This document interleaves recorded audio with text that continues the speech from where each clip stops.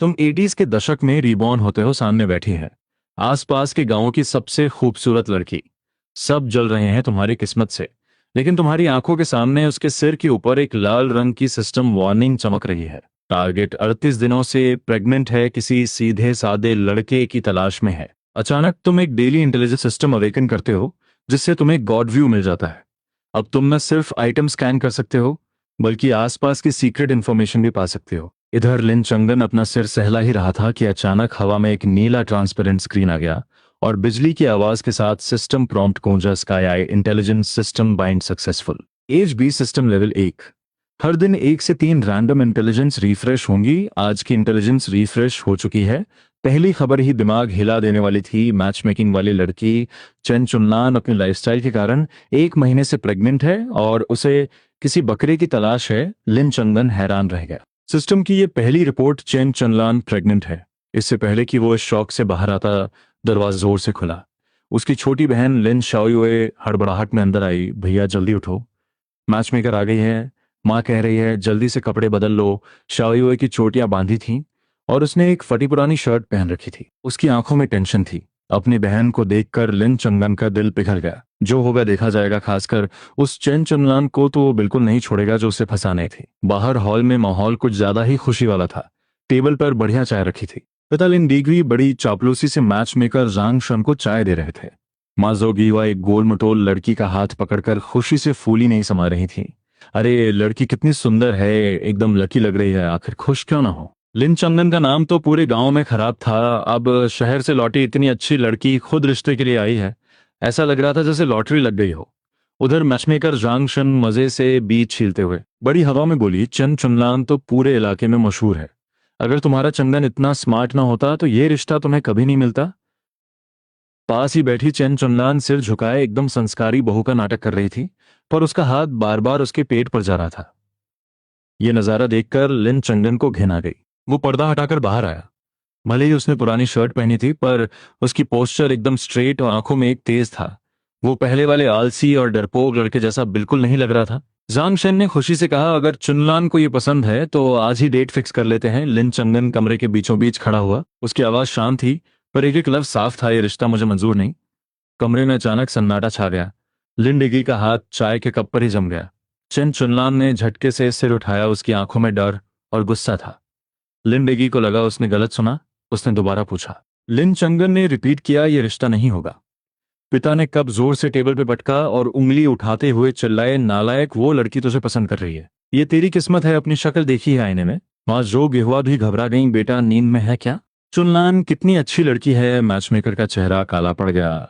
Old लिन, यही तुम्हारे घर की अपब्रिंगिंग है। पसंद नहीं था तो पहले बोलते, बेइज्जती करने की क्या जरूरत थी। इधर चेन चुनलान ने ड्रामा शुरू कर दिया, मुंह छिपाकर रोने का नाटक करते हुए।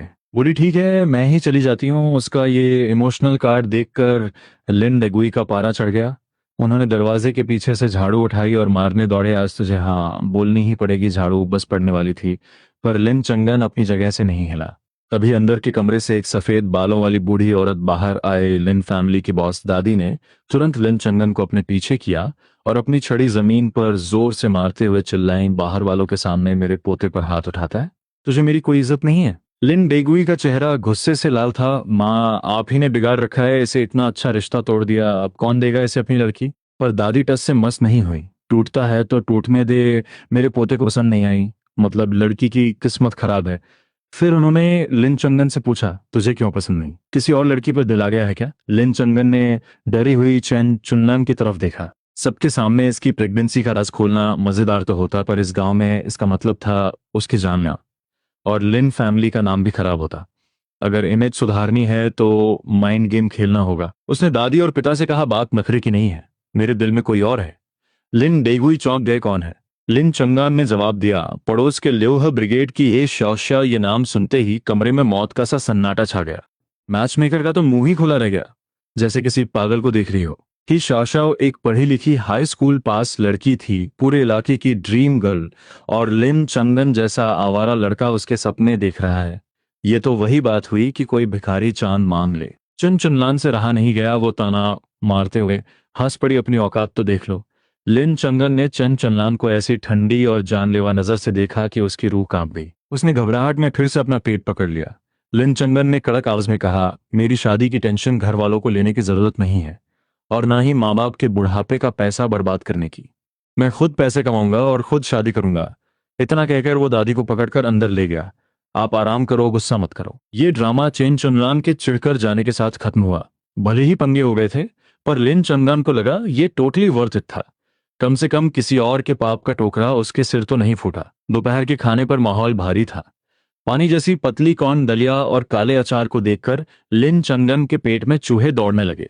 बहुत गरीबी थी, पैसा कमाना है तो सॉलिड कैश चाहिए। उसने अपना सिस्टम पैनल खोला। एक नई इंटेलिजेंस रिफ्रेश हुई। गांव के बाहर नदी के किनारे पश्चिमी नरकट रीड्स के बीच से 300 मीटर पूर्व की ओर जाओ। बड़े विलो पेड़ के बाएं 24 जंगली बत्तख के अंडे और एक घायल ग्रे जंगली बत्तख मौजूद है। लिन चंदन की आंखें चमक उठी। अंडे और मीट। उसने 2-3 घूंट में दलिया खत्म किया, कोने से बांस की टोकरी उठाई और बोला, मैं जरा बाहर जा रहा हूं घर के लिए कुछ जुगाड़ करने। लिन डेगुई ने घूरते हुए पूछा, अब कहाँ आवारागर्दी करने जा रहा है? लिन चंगन ने एक मिस्टीरियस स्माइल दी और बाहर निकल गया। उसकी पहली कमाई इसी नदी के किनारे से आने वाली थी। जुलाई की कड़कड़ाती धूप सिर जला रही थी। गांव के पुराने पेड़ के नीचे बैठी चुगलखोर लियू लानियन की नजर उस पर पड़ी। वो चिल्लाकर बोली, अरे लिन फैमिली के छोटे लड़के ने मैच मेकर को भगा दिया, अब घर से निकाल दिया गया क्या? आसपास के लोग ठाके मारकर हंसने लगे। लिन चंगन के कदम रुके। अगर वो पुराना लिन चंगन होता तो गालियां बकने लगता, पर उसने बस एक हल्की सी मुस्कान दी। मैं तो अमीर बनने जा रहा हूं। लियू लेओनियन का हुक्का हंसते हंसते हिलने लगा। अमीर बनने? नदी के किनारे मेंढक पकड़ने जा रहा है क्या? जुलाई का महीना चल रहा है, जंगली बत्तखें तो कब की उड़ गई, वहां कौन से अंडे मिलेंगे तुझे? लिन चंगन ने पलटकर कहा, क्या पता मेरी किस्मत चमक जाए। उन हंसने वालों को इग्नोर करके वो सीधा सिस्टम की लोकेशन पर नदी की तरफ बढ़ गया। नरकटों के बीच बहुत उमस थी। सड़े हुए पानी की बदबू आ रही थी और मच्छरों के झुंड मुंह पर हमला कर रहे थे। उसे कई मच्छरों ने काटा, पर वो कीचड़ में पैर धंसाते हुए आगे बढ़ता रहा। 300 मीटर पूर्व बड़े पेड़ के बाएं आखिरकार उसे वो टेढ़ा मेढ़ा विलो पेड़ मिल गया। उसने अपना चाकू निकाला और घने नरकटों के बीच रास्ता बनाते हुए आगे बढ़ा। कुछ दूर चलते ही आगे से फड़फड़ की आवाज आई। उसने अपनी सांस रोकी, घास हटाई और 2 मीटर आगे एक घायल बत्तख बैठी थी। लिन चंगन ने झपट्टा मारा। बत्तख घायल थी पर बहुत अग्रेसिव थी। उसने अपनी नुकीली चोंच उसके हाथ पर जोर से मारी। उसे दर्द हुआ, पर उसने अपनी पकड़ मजबूत की। एक हाथ से बत्तख की गर्दन पकड़ी और दूसरे से पंख दबाकर उसे सीधा कीचड़ में धकेल दिया। उसने उसे उठाकर वजन चेक किया। कम से कम 3-4 किलो की तो होगी। घास की रस्सी से उसे कसकर बांधा और टोकरी में फेंक दिया। फिर उसकी नजर घास के घोंसले पर गई। सूखी घास पर एकदम लाइन से सजे हुए हरे सफेद रंग के बड़े बड़े बत्तख के अंडे रखे थे। सारे के सारे एकदम फ्रेश, पूरे 24 अंडे। अगर इन्हें सप्लाई मार्केट या ब्लैक मार्केट में बेचा जाए तो बहुत पैसे मिलेंगे। इस जमाने में जहां एक पैसे में 2 टॉफियां मिलती थीं, ये खजाना था। लिन चंगन ने ध्यान से अंडों को घास के ऊपर रखा और टोकरी में डाल लिया। उसकी सारी थकान पल में गायब हो गई। ये थी इंटेलिजेंस सिस्टम की पावर। भारी टोकरी पीठ पर लादे वो वापस लौटने लगा। नदी से बाहर निकलते ही फिर से लियू लायोनियन मिल गई। उसने ताना मारते हुए पूछा, क्यों बन गया अमीर? टोकरी में कीचड़ तो नहीं भर लाया? लिन चंगन ने टोकरी नीचे रखी, जानबूझकर थोड़ी सी घास हटाई और बोला, आंटी आपकी नजर बहुत तेज है। लियो लायनियन ने लापरवाही से झांका और उसकी आंखें फटी की फटी रह गईं। ये कैसे हो सकता है? इस महीने में अंडे कहाँ से आए? लिन चंगन ने कहा, बस किस्मत अच्छी है। उसने वापस घास ढकी टोकरी उठाई और बोला, मैं चला दादी के लिए मीट पकाने। लिन चंगन को जाते देख यू लाओनियन के मुंह में पानी आ गया। उसने अपना हुक्का उठाया और पागलों की तरह नदी की तरफ भागी। 2 घंटे तक मच्छरों से कटवाने के बाद भी उसे एक बत्तख का पंख तक नहीं मिला। बेचारी रोती हुई घर लौटी। उधर लिन चंदन अपने आंगन में पहुंचा और आवाज लगाई, मां श्याओयुए, जल्दी बाहर आओ। चूल्हे के पास रात के खाने की टेंशन ले रही मां हाथ पोंछते हुए बाहर आई। क्या हुआ? क्यों चिल्ला रहा है? लिन चंगन ने टोकरी जमीन पर रखी घास हटाई और अपना खजाना दिखाते हुए बोला, आज दलिया नहीं, आज हम मीट खाएंगे। वो मोटी बत्तख और अंडों का ढेर देखकर जो बुईवा 3 सेकंड तक सुन्न खड़ी रही, फिर अचानक अपना मुंह ढक लिया। ये सब कहां से आया? उसकी चीख इतनी तेज थी कि छत हिल गई। उसने घबराहट में अपने हाथ एप्रन पर रगड़े। उसकी आंखें पूरी तरह खुली थी, नजरें टोकरी पर टिकी थी। एक ताजी मोटी जंगली बत्तख घास से बंधी फड़फड़ा रही थी और पास ही बड़े बड़े हरे अंडे लाइन से रखे थे। मां ने कांपती आवाज में पूछा, बेटा ये सच में तू लाया है? उसने एक अंडे को छूकर देखा। वो ठंडा और असली था। उसने झटके से अपने बेटे की तरफ देखा, जैसे कोई भूत देख लिया हो। ये वही नकारा लड़का था जो दिन भर आवारागर्दी करता था। लिन चंगन ने टोकरी चूल्हे के पास खिसकाई और कहा, बस किस्मत अच्छी थी, शायद ये बत्तख किसी और से लड़ते हुए घायल हो गई थी और नहीं पाई तो मैंने पकड़ ली। माँ की खुशी का ठिकाना नहीं था। ये किस्मत नहीं, भगवान का आशीर्वाद है। ये अंडे 15 दिन तक चलेंगे। और ये बत्तख भी कम से कम 34 किलो की है। शोर सुनकर छोटी बहन लिन शाओयर बाहर भाग कर आई। टोकरी में मीट देखकर उसकी आंखें बल्ब की तरह चमक उठी और मुंह में पानी आ गया। भैया, क्या ये मीट है? क्या हम आज मीट खाएंगे? बच्ची टोकरी पकड़कर खड़ी थी, छूना चाहती थी पर डर रही थी। उसकी ये हाल देखकर लिन चंगन का दिल भारी हो गया। उस जमाने में गांव के बच्चों को ढंग का खाना कहाँ नसीब होता था। साल में एक बार त्योहार पर ही मीट मिलता था। लिन चंगन ने बहन के सिर पे हाथ फेरा और मुस्कुराया। हाँ, आज रात हम मीट ही खाएंगे। माँ, जल्दी पानी गर्म करो। ये बत्तख घायल थी, इसे जिंदा नहीं रखा जा सकता था, इसलिए इसे ताजा पकाना ही बेस्ट था। माँ ने भी लकड़ियों की परवाह नहीं की और तेजी से पानी उबालने लगी। शाम ढलते ही लिन फैमिली के आंगन से मीट की ऐसी जबरदस्त खुशबू उठी जो दरवाजे और खिड़कियों से बाहर जाने लगी। पड़ोस के कुत्तों के भी मुंह में पानी आ गया और वो भौंकने लगे। कढ़ाई में बत्तख पक रही थी, पीले तेल की एक लेयर ऊपर आ गई थी। माँ ने बस प्याज, अदरक और नमक डाला था पर वो खुशबू ही कातिल थी। तभी मेन दरवाजे से एक भारी आवाज आई। पिता का चेहरा उतरा हुआ था, पर आंगन में घुसते ही उन्होंने जोर से सांस खींची। क्या खुशबू है? उन्होंने रसोई की तरफ देखा। तभी माँ एक बड़ा सा पतीला लेकर बाहर आई जिसमें से गर्मागर्म बत्तख के मीट की भाप उठ रही थी। उन्होंने खुशी से कहा, आ गए, जल्दी हाथ धो लो, आज हम मीट खाएंगे। उस पतीले को देखकर पिता के माथे पर सिलवटें पड़ गईं। ये मीट कहाँ से आया? उनकी पहली रिएक्शन खुशी नहीं, डर थी। घर में चावल खत्म होने वाले थे, मीट खरीदने के पैसे कहाँ से आए? कहीं इस नालायक बेटे ने चोरी तो नहीं की? माँ अपने पति का चेहरा देखकर सब समझ गईं और तुरंत दोपहर की सारी कहानी सुना दी। ये सब चंदन नदी के पास से लाया है और 20 से ज्यादा अंडे भी लाया है। आज तो हमारे बच्चे ने कमाल कर दिया। लिन डेगुई ने शक भरी नजरों से लिन चंगन को देखा। वो जमीन पर बैठकर दादी के लिए बर्तन लगा रहा था। पिता को घूरते देखो बस मुस्कुराया, हाथ धो लो, खाना ठंडा हो जाएगा तो मजा नहीं आएगा। लिन डेगुई ने बस हम किया और बिना कुछ कहे हाथ धोने चले गए। खाने की मेज पर पांचों लोग बैठे थे। बीच में गर्मागर्म मीट का पतीला, साथ में फ्राई किए हुए सुनहरे बत्तख के अंडे और ताजे बन। ये नज़ारा किसी त्योहार से कम नहीं था। दादी खुशी के मारे आंसू पोंछने लगी। क्या बढ़िया दिन है, आखिर बुढ़ापे में इतना अच्छा खाना नसीब हुआ। लिन शाओयुए से तो सब्र ही नहीं हो रहा था। वो चॉपस्टिक्स पकड़े बस मीट को भूरे जा रही थी और बार बार थूक गटक रही थी। लिन डेगुई ने कड़क आवाज में कहा, खाना शुरू करो, पर उनकी अपनी आंखें मीट पर ही टिकी थीं। लिन चंगन ने चॉपस्टिक्स उठाई पर खुद के लिए नहीं। उसने सीधे पतीले से एक बड़ा सा डक लेग निकाला और दादी की कटोरी में रख दिया। लेग का मीट सॉफ्ट है, आपके दांत कमजोर हैं, आप ये खाओ। फिर उसने दूसरा डक लेग निकाला और छोटी बहन की कटोरी में डाल दिया। तुझे हाइट बढ़ानी है तो ये खा। शाओयू खुशी से उछल पड़ी और लेग पर एक बड़ा सा बाइट मारा। उसके मुंह से तेल टपकने लगा। फिर लिन चंगन ने कुछ बढ़िया पीस निकाले और माँ की कटोरी में रख दिए। माँ, आप घर का सबसे ज्यादा काम करती हो, आपको न्यूट्रिशन की जरूरत है। माँ की आंखें भर आईं। अरे बेटा, तू भी तो खा। आखिर में लिन चंगन ने बचे हुए सबसे अच्छे पीस, गर्दन और सिर, सब पिता की कटोरी में डाल दिया। पिताजी, आप घर के पिलर हैं, खेत में काम करते हैं, आप ज्यादा खाइए। ये सब करने के बाद उसने खुद के लिए बस थोड़ी सी ग्रेवी ली, उसमें आधा बन डुबोया और अंडों के साथ खाने लगा। पूरा परिवार हैरान रह गया। कमरे में एकदम सन्नाटा छा गया, बस शाओयुए के मीट चबाने की आवाज आ रही थी। पिता अपने मीट से भरे बाउल को देखते रहे। क्या ये वही नकारा लड़का था जो सिर्फ ठूसना जानता था और काम के नाम पर जीरो था? पहले तो ये सारा मीट खुद अपनी प्लेट में भर लेता था, जैसे क्या हो गया? लिन चंगन ने पिता का हैरान चेहरा देखा तो हंस पड़ा। ऐसे क्या देख रहे कह रो, खाओ ना, मैंने कोई जहर नहीं मिलाया है। पिता के गले में जैसे कुछ अटक गया था, एक भी ताना मुंह से नहीं निकला। उन्होंने सिर झुकाया और मीट का एक बड़ा टुकड़ा खाया।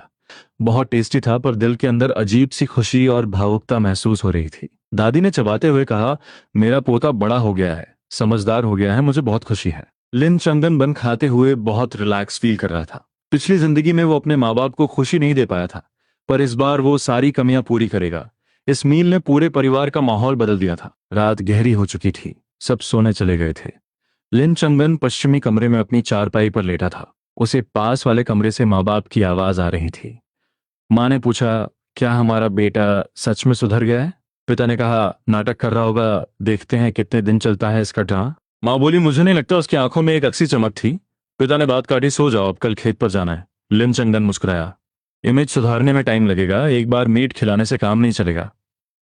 उसने आंखें बंद की और सिस्टम ओपन किया। रात के 12 बज चुके थे। Sky eye intelligence system level 1।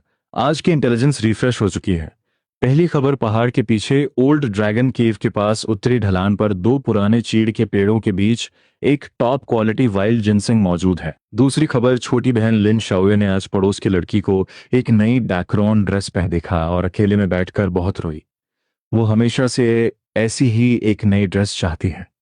लिन चंगन की आंखें झटके से खुल गईं, नींद छुमंतर हो गई।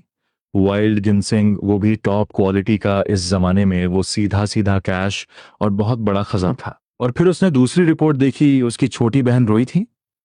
उसके दिमाग में शाओ का वो हंसता हुआ चेहरा आया जो हमेशा फटे पुराने कपड़ों में भी खुश रहती थी। तो ये समझदार बच्ची अंदर ही अंदर इतना घुट रही थी।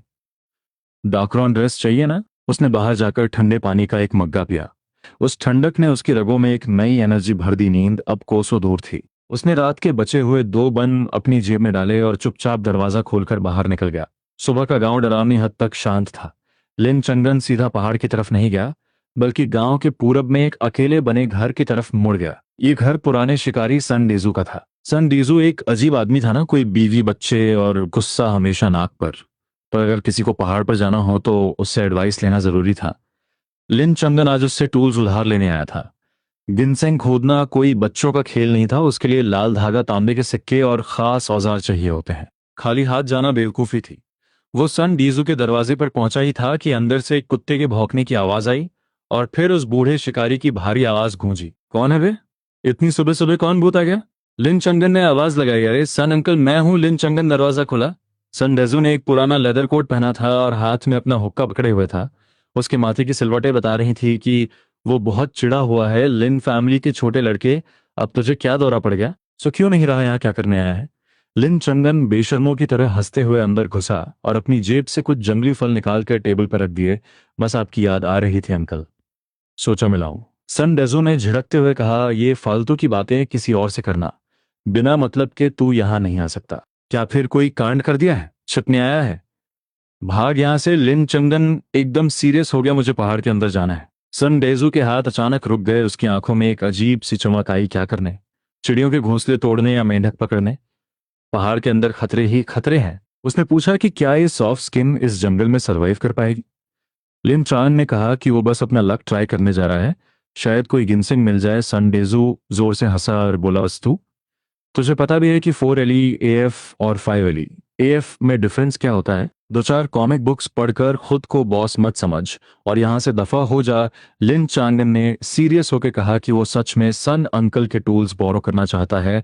वो सूब और स्टिक और लुगू स्टिक ट्राई करेगा। वो बस पीछे वाले पहाड़ पर घूमेगा, डीप फॉरेस्ट में नहीं जाएगा। संडेजो ने सीधा मना कर दिया, बिल्कुल नहीं।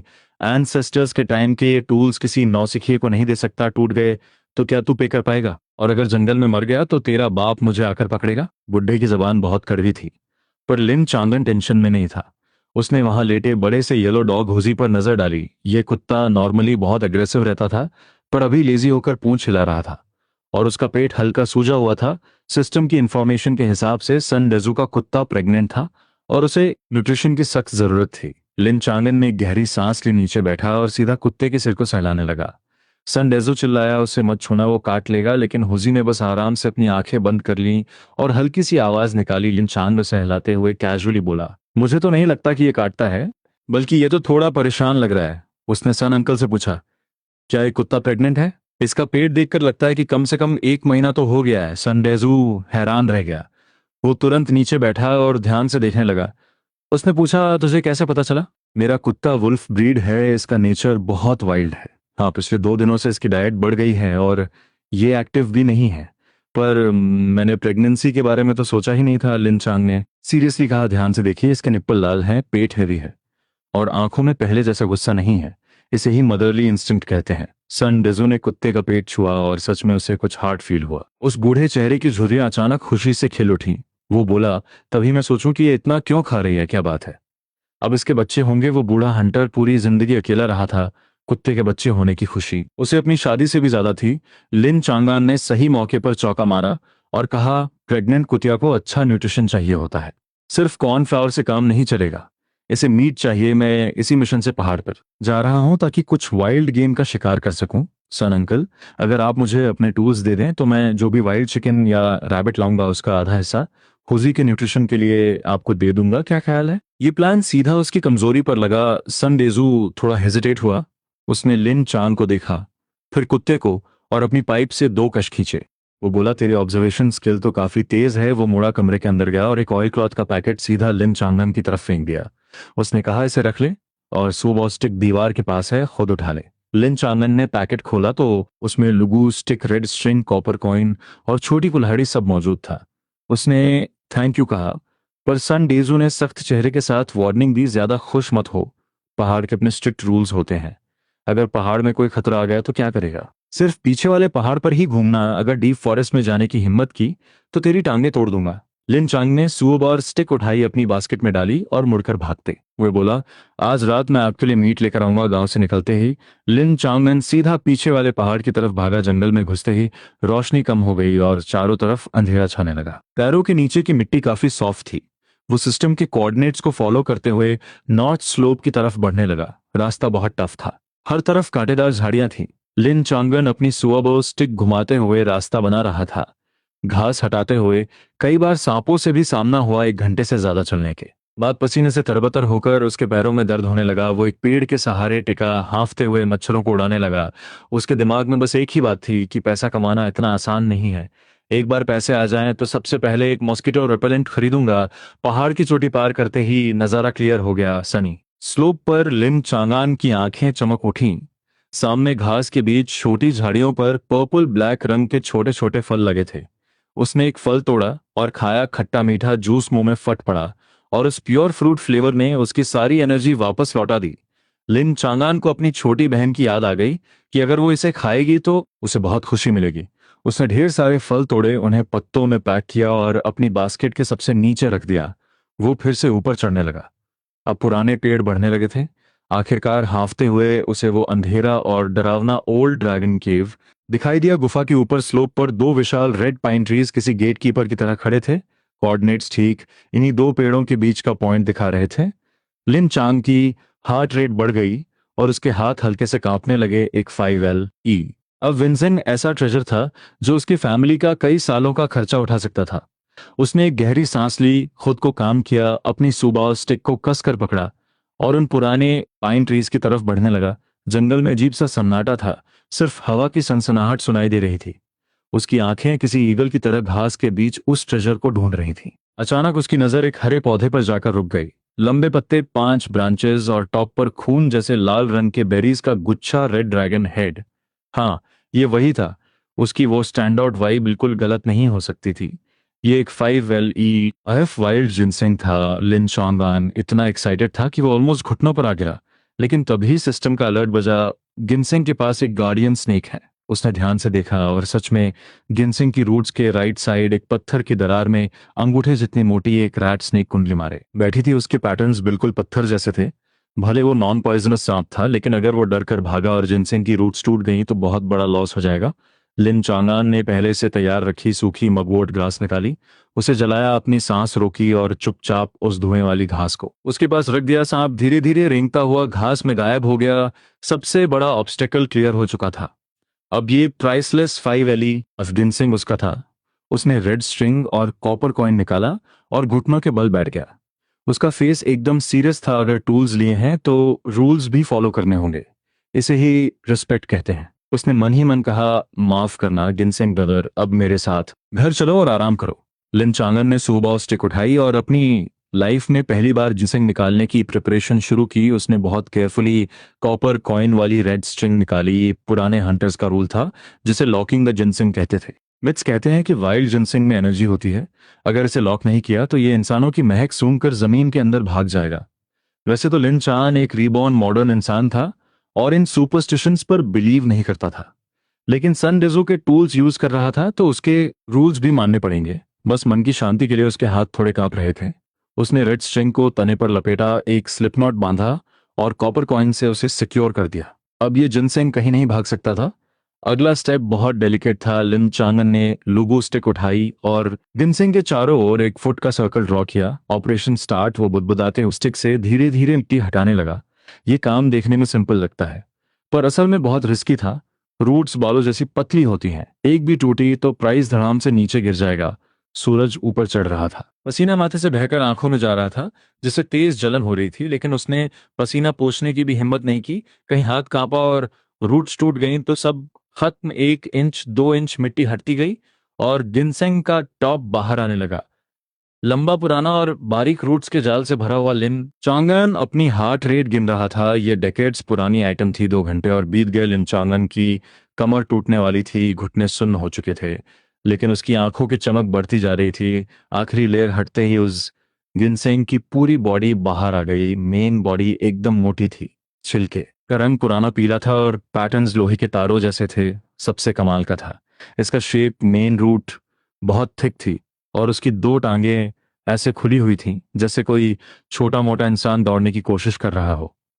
इसकी पतली बॉडी पूरी तरह फैली हुई थी, जो 1 फुट से भी ज्यादा लंबी थी। इसकी कंडीशन इतनी परफेक्ट थी कि अगर कोई इसे 6LE F भी कहता तो लोग मान लेते। उसने गहरी सांस ली, दोनों हाथों से मिट्टी पकड़ी और एक झटके में पूरे जिनसिंग को मिट्टी की खुशबू के साथ अपनी हथेलियों में बाहर निकाल लिया।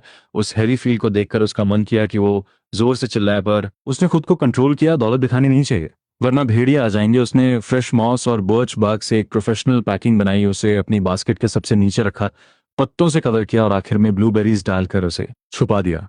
ये ट्रिप तो सच में जैकपॉट थी। नीचे उतरने का रास्ता आसान था, पर लिन चांगन बहुत धीरे चल रहा था ताकि वो अपने ट्रेजर को प्रोटेक्ट कर सके। पहाड़ के बीच में पहुंचते ही उसे नीचे से एक डरी हुई आवाज सुनाई दी, सनेर तू कहाँ है? ये उसके पिता लिन डेगुई की आवाज थी। लिन चांगन ने जवाब देते हुए कहा, मैं यहाँ हूँ। उनके जूतों पर कीचड़ लगा था और चेहरे पर टेंशन और गुस्सा साफ दिख रहा था। लिन चान को देखते ही उनका गुस्सा भड़क उठा। बेवकूफ लड़के, सुबह सुबह गायब हो गया। क्या हमें डरा कर मारना चाहता है? खेत का काम छोड़कर इस गहरे जंगल में भेड़ियों का खाना बनने आ गया। अगर तुझे कुछ हो जाता तो मैं और तेरी माँ कैसे जिंदा रहते? लिन डेगुई ने मारने के लिए हाथ उठाया, पर लिन चांगन नहीं हटा।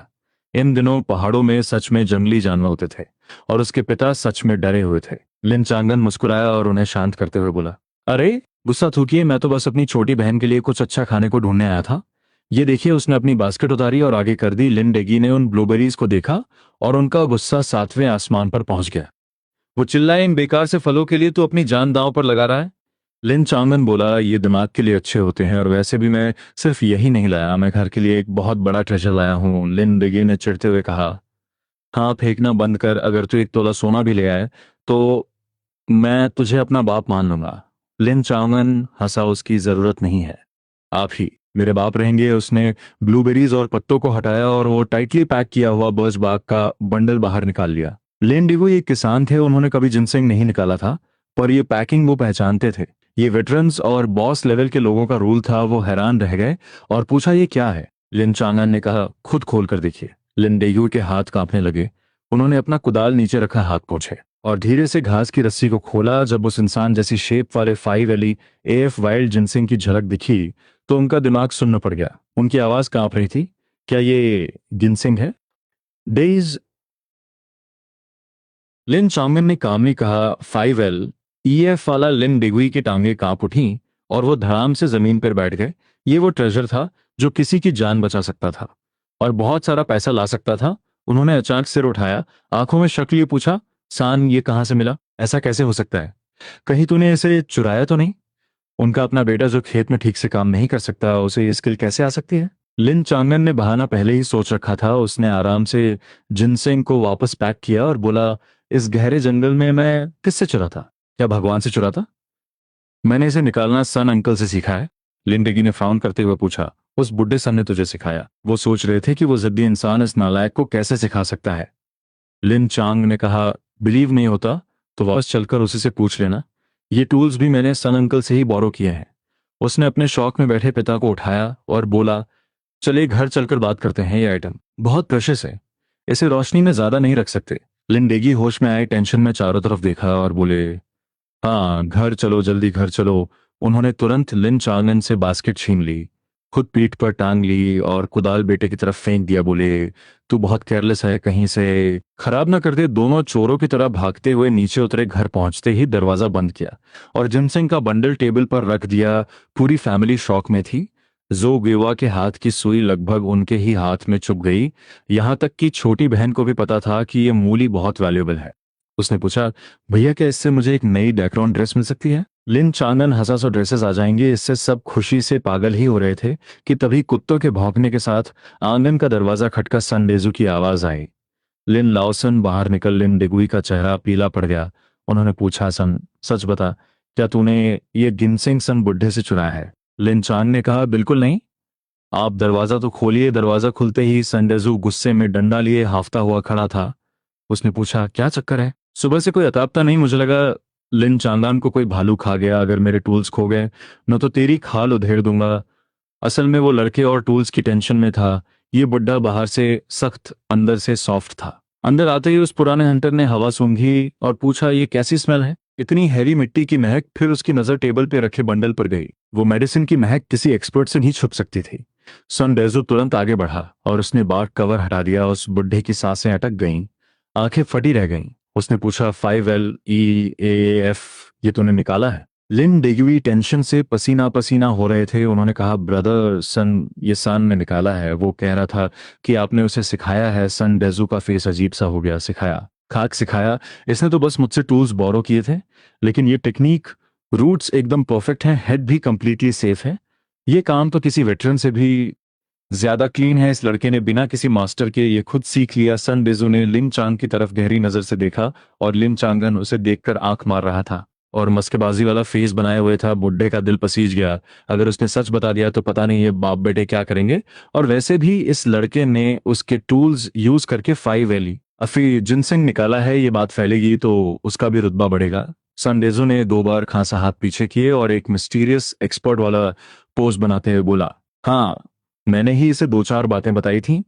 उसने तिरछी नजर से लिन डेगी को देखा और बोला, ये लड़का वैसे तो नालायक है पर पहाड़ों के मामले में इसमें थोड़ा टैलेंट है। मैंने तो बस इसे एक रैंडम डायरेक्शन बताई थी कि वहां कोई ट्रेजर हो सकता है। मुझे नहीं पता था ये सच में उसे निकाल लाएगा। लिन डेगुई ने इमोशन में आकर सन डेजू के हाथ पकड़ लिए और बोले, ब्रदर सन, आप हमारी फैमिली के मसीहा हैं। सन डेजू ने कहा, ठीक है ठीक है। ये ड्रामा बंद कर। उसने जिनसिंग की तरफ देखा और कहा, आइटम बढ़िया है, पुराना है, अच्छी प्राइस मिल जाएगी। उसने अपने वापस मिले टूल्स चेक किए लिन चांग के हाथों से, ब्लूबेरीज ली, उन्हें मुंह में डाला और बोला, चल, कम से कम तेरे हाथ साफ हैं। अब ट्रेजर मिल गया है तो इसे जल्दी ठिकाने लगा। गांव में ढिंडोरा मत पीटना, दौलत दिखाई नहीं जाती, समझ गया? वो बुड्ढा अपने कुत्ते के साथ वहां से चला गया। लिन डेगुई ने राहत की सांस ली और बोले, सनैर, आगे से सन अंकल की रिस्पेक्ट करना, उनके पास असली स्किल है। लिन चांगन मन ही मन हंस रहा था। क्या मस्त असिस्ट था। अब उसकी सुधरा हुआ लड़का वाली इमेज एकदम सेट हो चुकी थी। अब अगला मिशन था इस 5L जिनसेंग को असली कैश में कन्वर्ट करना। उस रात लिन फैमिली के बुजुर्ग एक पल के लिए भी नहीं सोए। 5L इफ जिनसेंग को लाल रंग की अलमारी में लॉक किया गया था, पर बस चलता तो लिन डेगी उसे अपने गले में बांध कर सोते। डार्क सर्कल्स के साथ लिन डेगी सुबह उठे और अपनी पत्नी से बोले कि सबसे मोटा ब्लू कपड़ा लाओ और 2 उबले अंडे तैयार करो, हमें शहर जाना है। लिन चांग ने उबासी लेते हुए पूछा, इतनी टेंशन क्यों ले रहे हैं? कोई बम थोड़ी है। लिन डेगुई ने अपने सीने पर हाथ रखा और बोले, तुझे क्या पता बेवकूफ, ये हमारी फैमिली की लाइफ है। रास्ते में थोड़ा अलर्ट रहना और फालतू बकवास मत करना। दोनों घर से निकले लिन डेगुई। टाउन के परचेज स्टेशन जाना चाहते थे क्योंकि वो रास्ता जाना पहचाना था, पर लिन चांग ने उन्हें रोका और कहा, टाउन नहीं, हम काउंटी सिटी जाएंगे। लिन डेगुई ने पूछा, इतनी दूर धक्के क्यों खाने? टाउन का ओल्ड ड्यू क्या हमें धोखा देगा? लिन चांगान ने समझाया, वो गवर्नमेंट रेट पर डील करेगा, क्या अपनी जेब से पैसे देगा? मैंने सन अंकल से सुना है कि काउंटी की मेडिसिन कंपनी को प्रोविंशियल लीडर्स की दवा के लिए वाइल्ड जिनसिंग की सख्त जरूरत है। काउंटी सिटी के परचेज स्टेशन ने हाई क्वालिटी वाइल्ड जिनसिंग की बहुत डिमांड है और उनका प्राइस टाउन से 50% ज्यादा है। अपने पिता को यकीन दिलाने के लिए उसे फिर से सन डेजू का नाम यूज करना पड़ा और एक्सपेक्टेडली जैसे ही लिन डेगुई ने सुना कि ये सन डेजू ने कहा है, वो मान गए। उन्होंने पूछा, सच में ज्यादा पैसे मिलेंगे? लिन चांगन बोला, 100% इसके बिकते ही मैं छोटी बहन के लिए ड्रेस लाऊंगा, माँ के लिए ब्राउन शुगर और आपके लिए बढ़िया शराब। लिन डेगुई के मुंह में पानी आ गया। उन्होंने मान लिया, ठीक है, काउंटी सिटी ही चलते हैं। उन्होंने प्रोडक्शन टीम से घोड़ा गाड़ी ली और दोनों नॉर्थ की तरफ निकल पड़े। अगर आपको ये स्टोरी पसंद आ रही है तो प्लीज लाइक करें, सब्सक्राइब करें और शेयर करें। हमारे चैनल को सपोर्ट करना न भूलें ताकि हम आपके लिए ऐसे ही बेहतरीन कंटेंट लाते रहें। सेल्स वुमन सिस्टर ली अपने बेटे की शादी के डाउरी पैसों के लिए परेशान थी। इधर गिनसिंग बेचने का प्लान सेट था और छोटी बहन की ड्रेस का जुगाड़ भी हो गया था। उन दिनों दखरों का कपड़ा बहुत डिमांड में होता था और उसके लिए कूपन्स चाहिए होते थे। बिना कूपन वाला ये रिजेक्टेड कपड़ा तो मानो कोई जैकपॉट था। लिन डेगुई ने मुड़कर देखा और पूछा, तो क्यों दांत फाड़ रहा है? लिन चांगा ने कहा, कुछ नहीं, बस सोच रहा हूँ ये जिनसेंग कितने में बिकेगा, आपके हिसाब से क्या रेट मिलेगा? लिन डेगुई ने अंदाजा लगाया, कम से कम 300-400 तो मिल ही जाएंगे। लिन चांगन ने हाथ की 5 उंगलियां खोली और बोला, थोड़ा बड़ा सोचिए, इससे कम पर तो मैं बेचूंगा ही नहीं। लिन डेगुई के हाथ से चाबुक छूटते छूटते बचा। उन्होंने चिल्लाकर पूछा, 500? पागल हो गया है क्या? इतने पैसों में तो 3 बड़े ईंट के मकान बन जाएंगे। लिन चांगान ने कॉन्फिडेंस से कहा, बस देखते जाइए। 3 घंटे बाद घोड़ागाड़ी काउंटी सिटी में एंटर हुई। दोनों ने गाड़ी पार्क की और सीधे मेडिसिन शॉप की तरफ गए। 2 मंजिला लाल बिल्डिंग से हर्बल मेडिसिन की महक आ रही थी। काउंटर के पीछे चश्मा लगाए एक मिडिल एज्ड आदमी चिढ़कर एबाकस चला रहा था। उसकी भौहें सिकुड़ी हुई थीं। लिन डेगुई ने डरते डरते पूछा, कॉमरेड, क्या आप हर्ब्स खरीदते हैं? उस आदमी ने बिना सिर उठाए कहा, रेट लिस्ट दीवार पर चिपकी है, खुद पढ़ लो, और अगर नॉर्मल आइटम है तो बैकयार्ड में जाओ। लिन डेगी चुप हो गए, लेकिन लिन चांगन आगे बढ़ा, काउंटर पर नकल से नॉक किया और बोला, नेता, मेरे पास एक बड़ा आइटम है, वो बैकयार्ड में हैंडल नहीं हो पाएगा, आपको खुद देखना पड़ेगा। उसकी आवाज में डर नहीं बल्कि एक भारीपन था। आदमी ने अपना अबैकस रोका, सिर उठाया और उस लड़के को स्कैन किया। कपड़े पुराने थे पर चेहरे पर एक तेज था और आंखें चमक रही थीं, किसी नॉर्मल किसान जैसा बिल्कुल नहीं। उसने पूछा, कितना बड़ा आइटम है? वाइल्ड चिकन नेक और old wild ginseng. Lin Chang lowered his voice and told Wu Pie. The old ginseng man suddenly stood up, knocking over his chair. His attitude did a 180 DG REE turn. He quickly walked out and greeted the villager, Hurry, please come in. He had someone pour tea, and once they entered the reception room and the door closed, Lin Diggy trembled as he untied the bundle, revealing the ginseng package.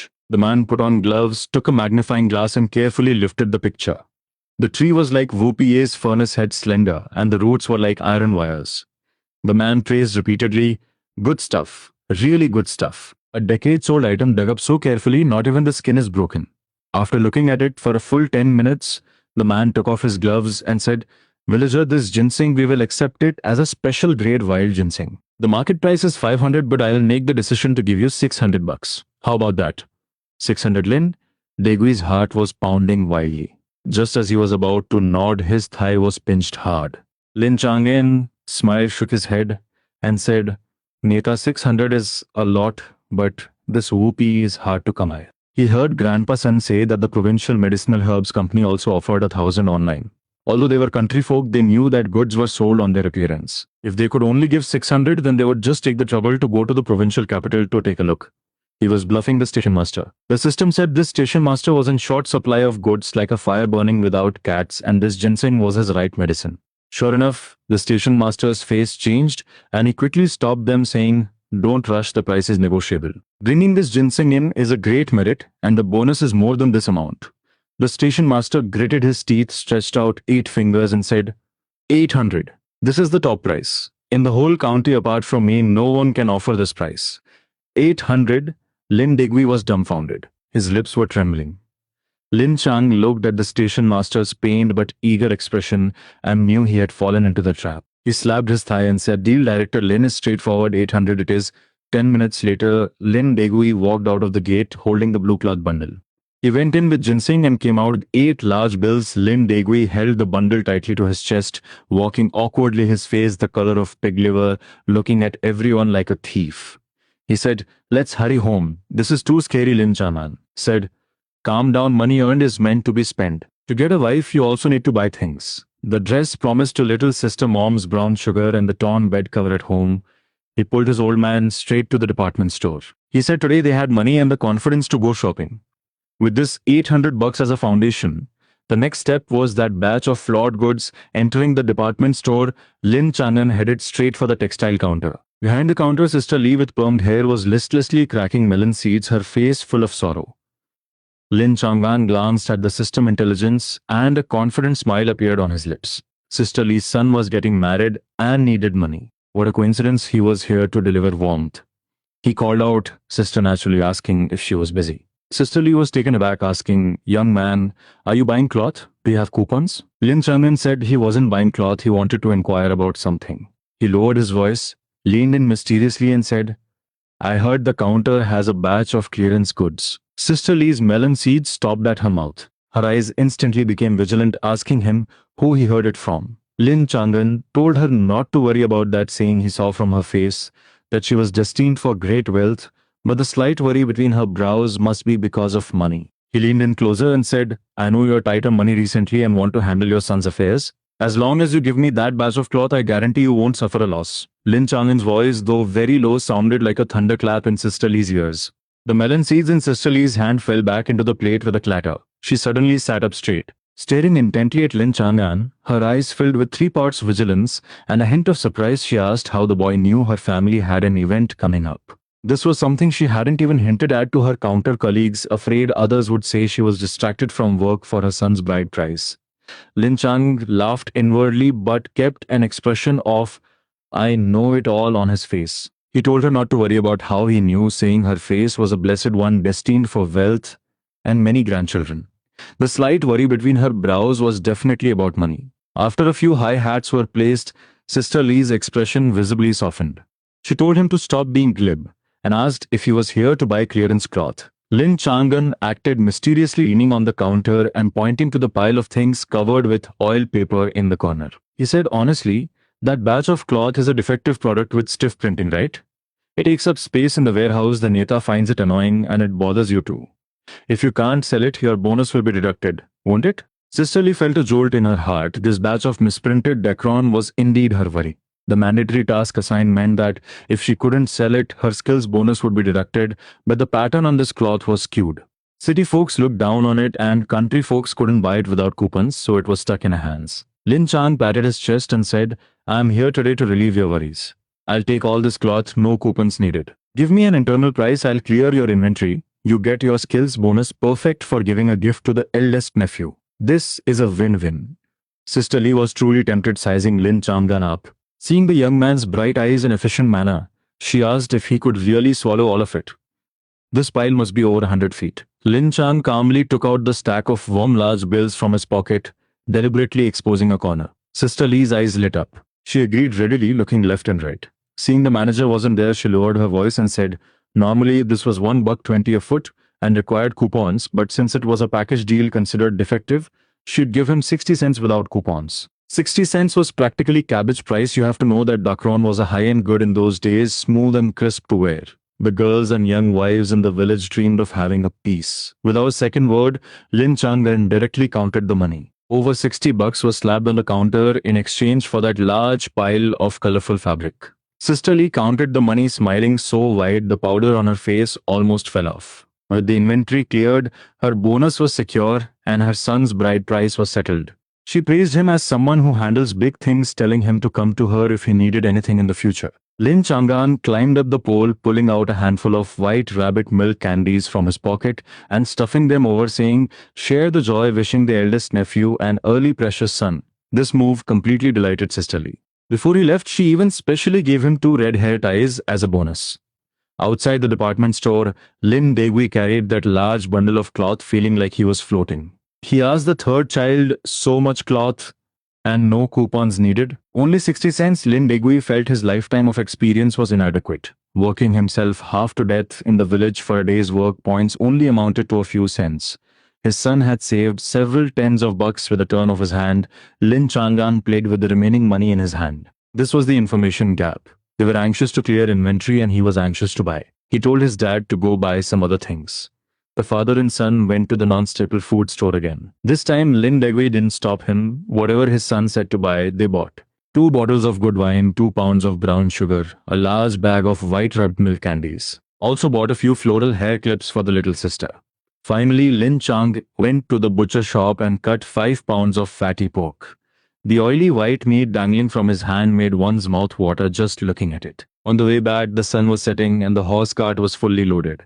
Lin Degui drove the cart, humming a tune, cracking the whip louder than when they came, praising the third child's bright mind. Returning to Kingshan village, it was just knocking off time. Under the big willow tree at the village entrance, a crowd had gathered. As soon as the Lin family's big green horse cart entered the village, it immediately attracted everyone's attention. The villagers discussed animatedly, their eyes full of envy and jealousy. Old man Liu, squatting on a stone knocking his pipe, saw this scene. His eyes turned red. Brother Lin has struck it rich. Is this emptying the family savings? Just as Lin Degi was about to pull a long face, Lin Changan preempted him sitting in the cart box, raising the meat in his hand towards old man Liu. Went to town to do a little something for a relative, brought some things back on the way. Gotta live life, can't drink cold water every day, right? These words were watertight, neither revealing their wealth nor choking old man Liu back. The horse cart entered the yard. Zhou Guiwa was feeding the chickens and little sister Lin Xiaoye was squatting on the ground counting ants. Lin Changan jumped off the cart, tossing the big chunk of meat into Zhou Guiwa's arms. He said, "Tonight we'll fry meat sauce and eat noodles." Lin Xiaoye screamed and rushed over.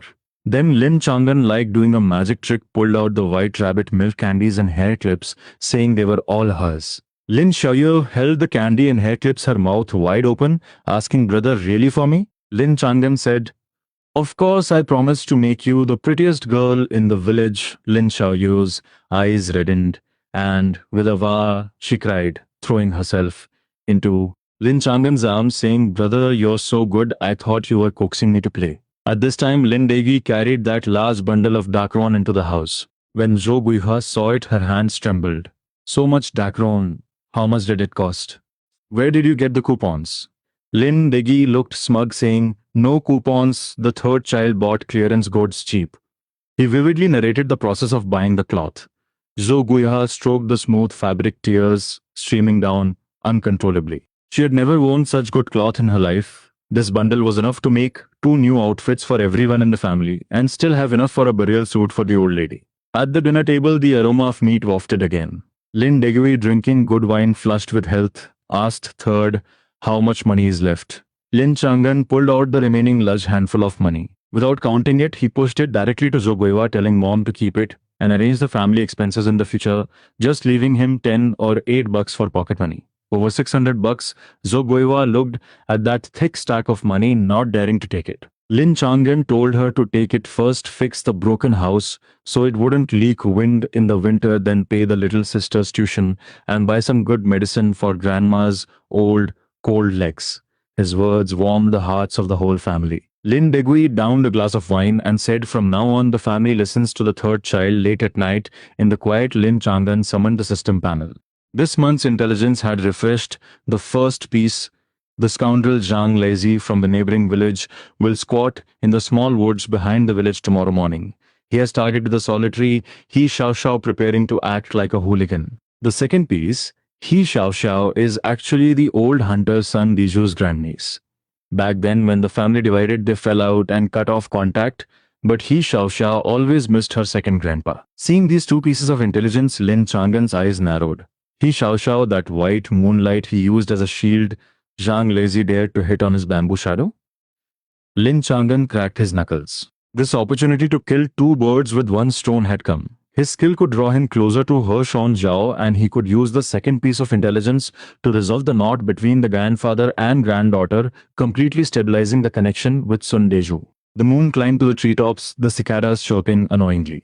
Lin Changan, carrying 2 pounds of fatty meat and a few feet of dacron, strode out the door. He first went to his eldest sister's house. Putting the things down, his eldest sister, Lin Mingfang, looked at the meat and cloth with red eyes, only asking her brother if he had struck it rich. Lin Chang didn't explain much, using the excuse of matters at home to hurry back. Between Kingshan village and the neighboring Liuho brigade, there was a patch of wild ghost woods.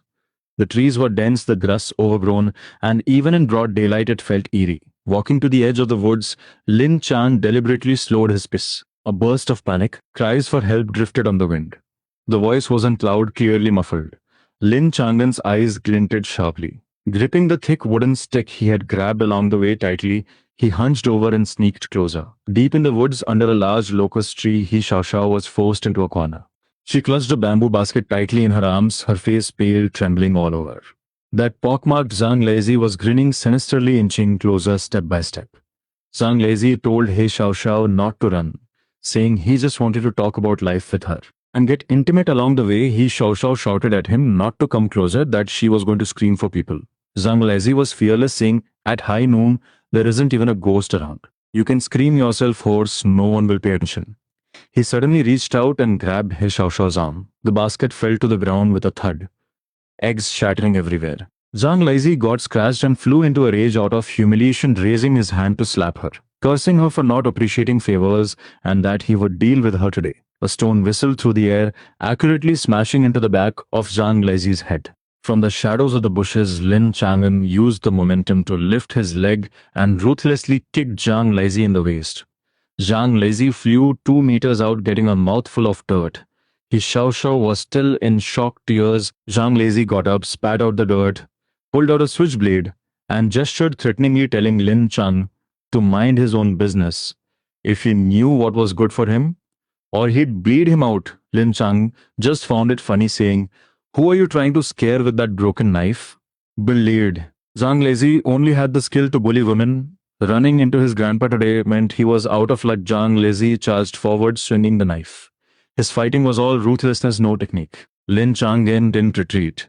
He met the knife, took a step forward, and his body suddenly jerked to the side. The wooden stick whipped out like a lash, striking right on the wrist. Zhang Lazy screamed miserably. The knife flew away.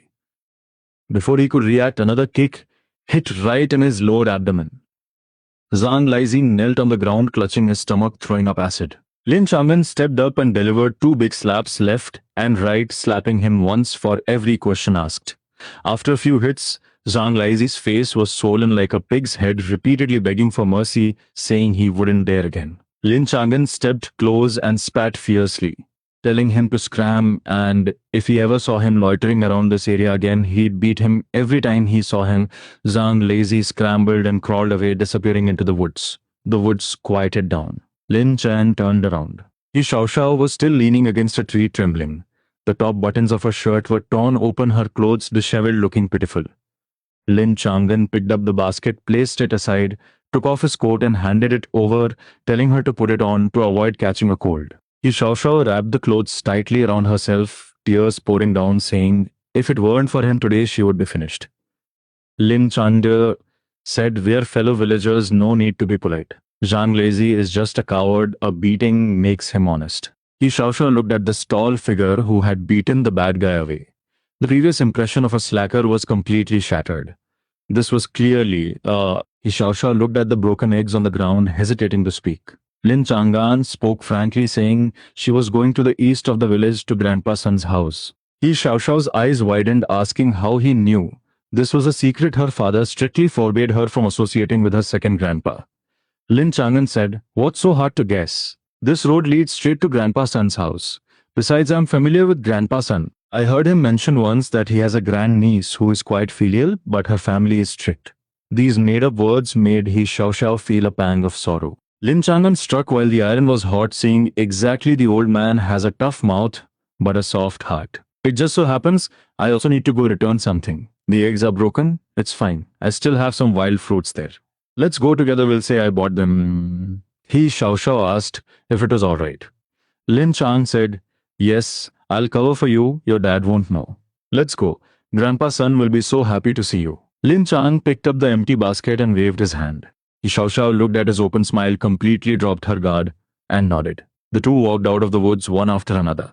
Lin Chang'an calculated that this move was stable. Saving someone brings you closer, and you can also use He Xiao Xiao's hands to solidify the relationship with the old hunter. He Xiao Xiao suddenly spoke, saying the way he fought just now was pretty formidable.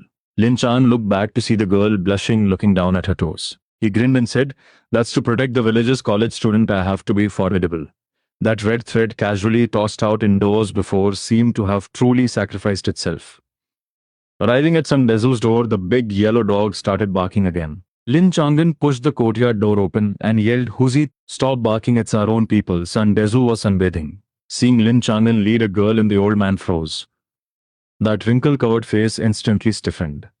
The old hunter's hands trembled. He almost couldn't hold his pipe bowl. In his wildest dreams, he never thought the grandniece he yearned for day and night, but dared not see, would actually be led in by this third child of the Lin family.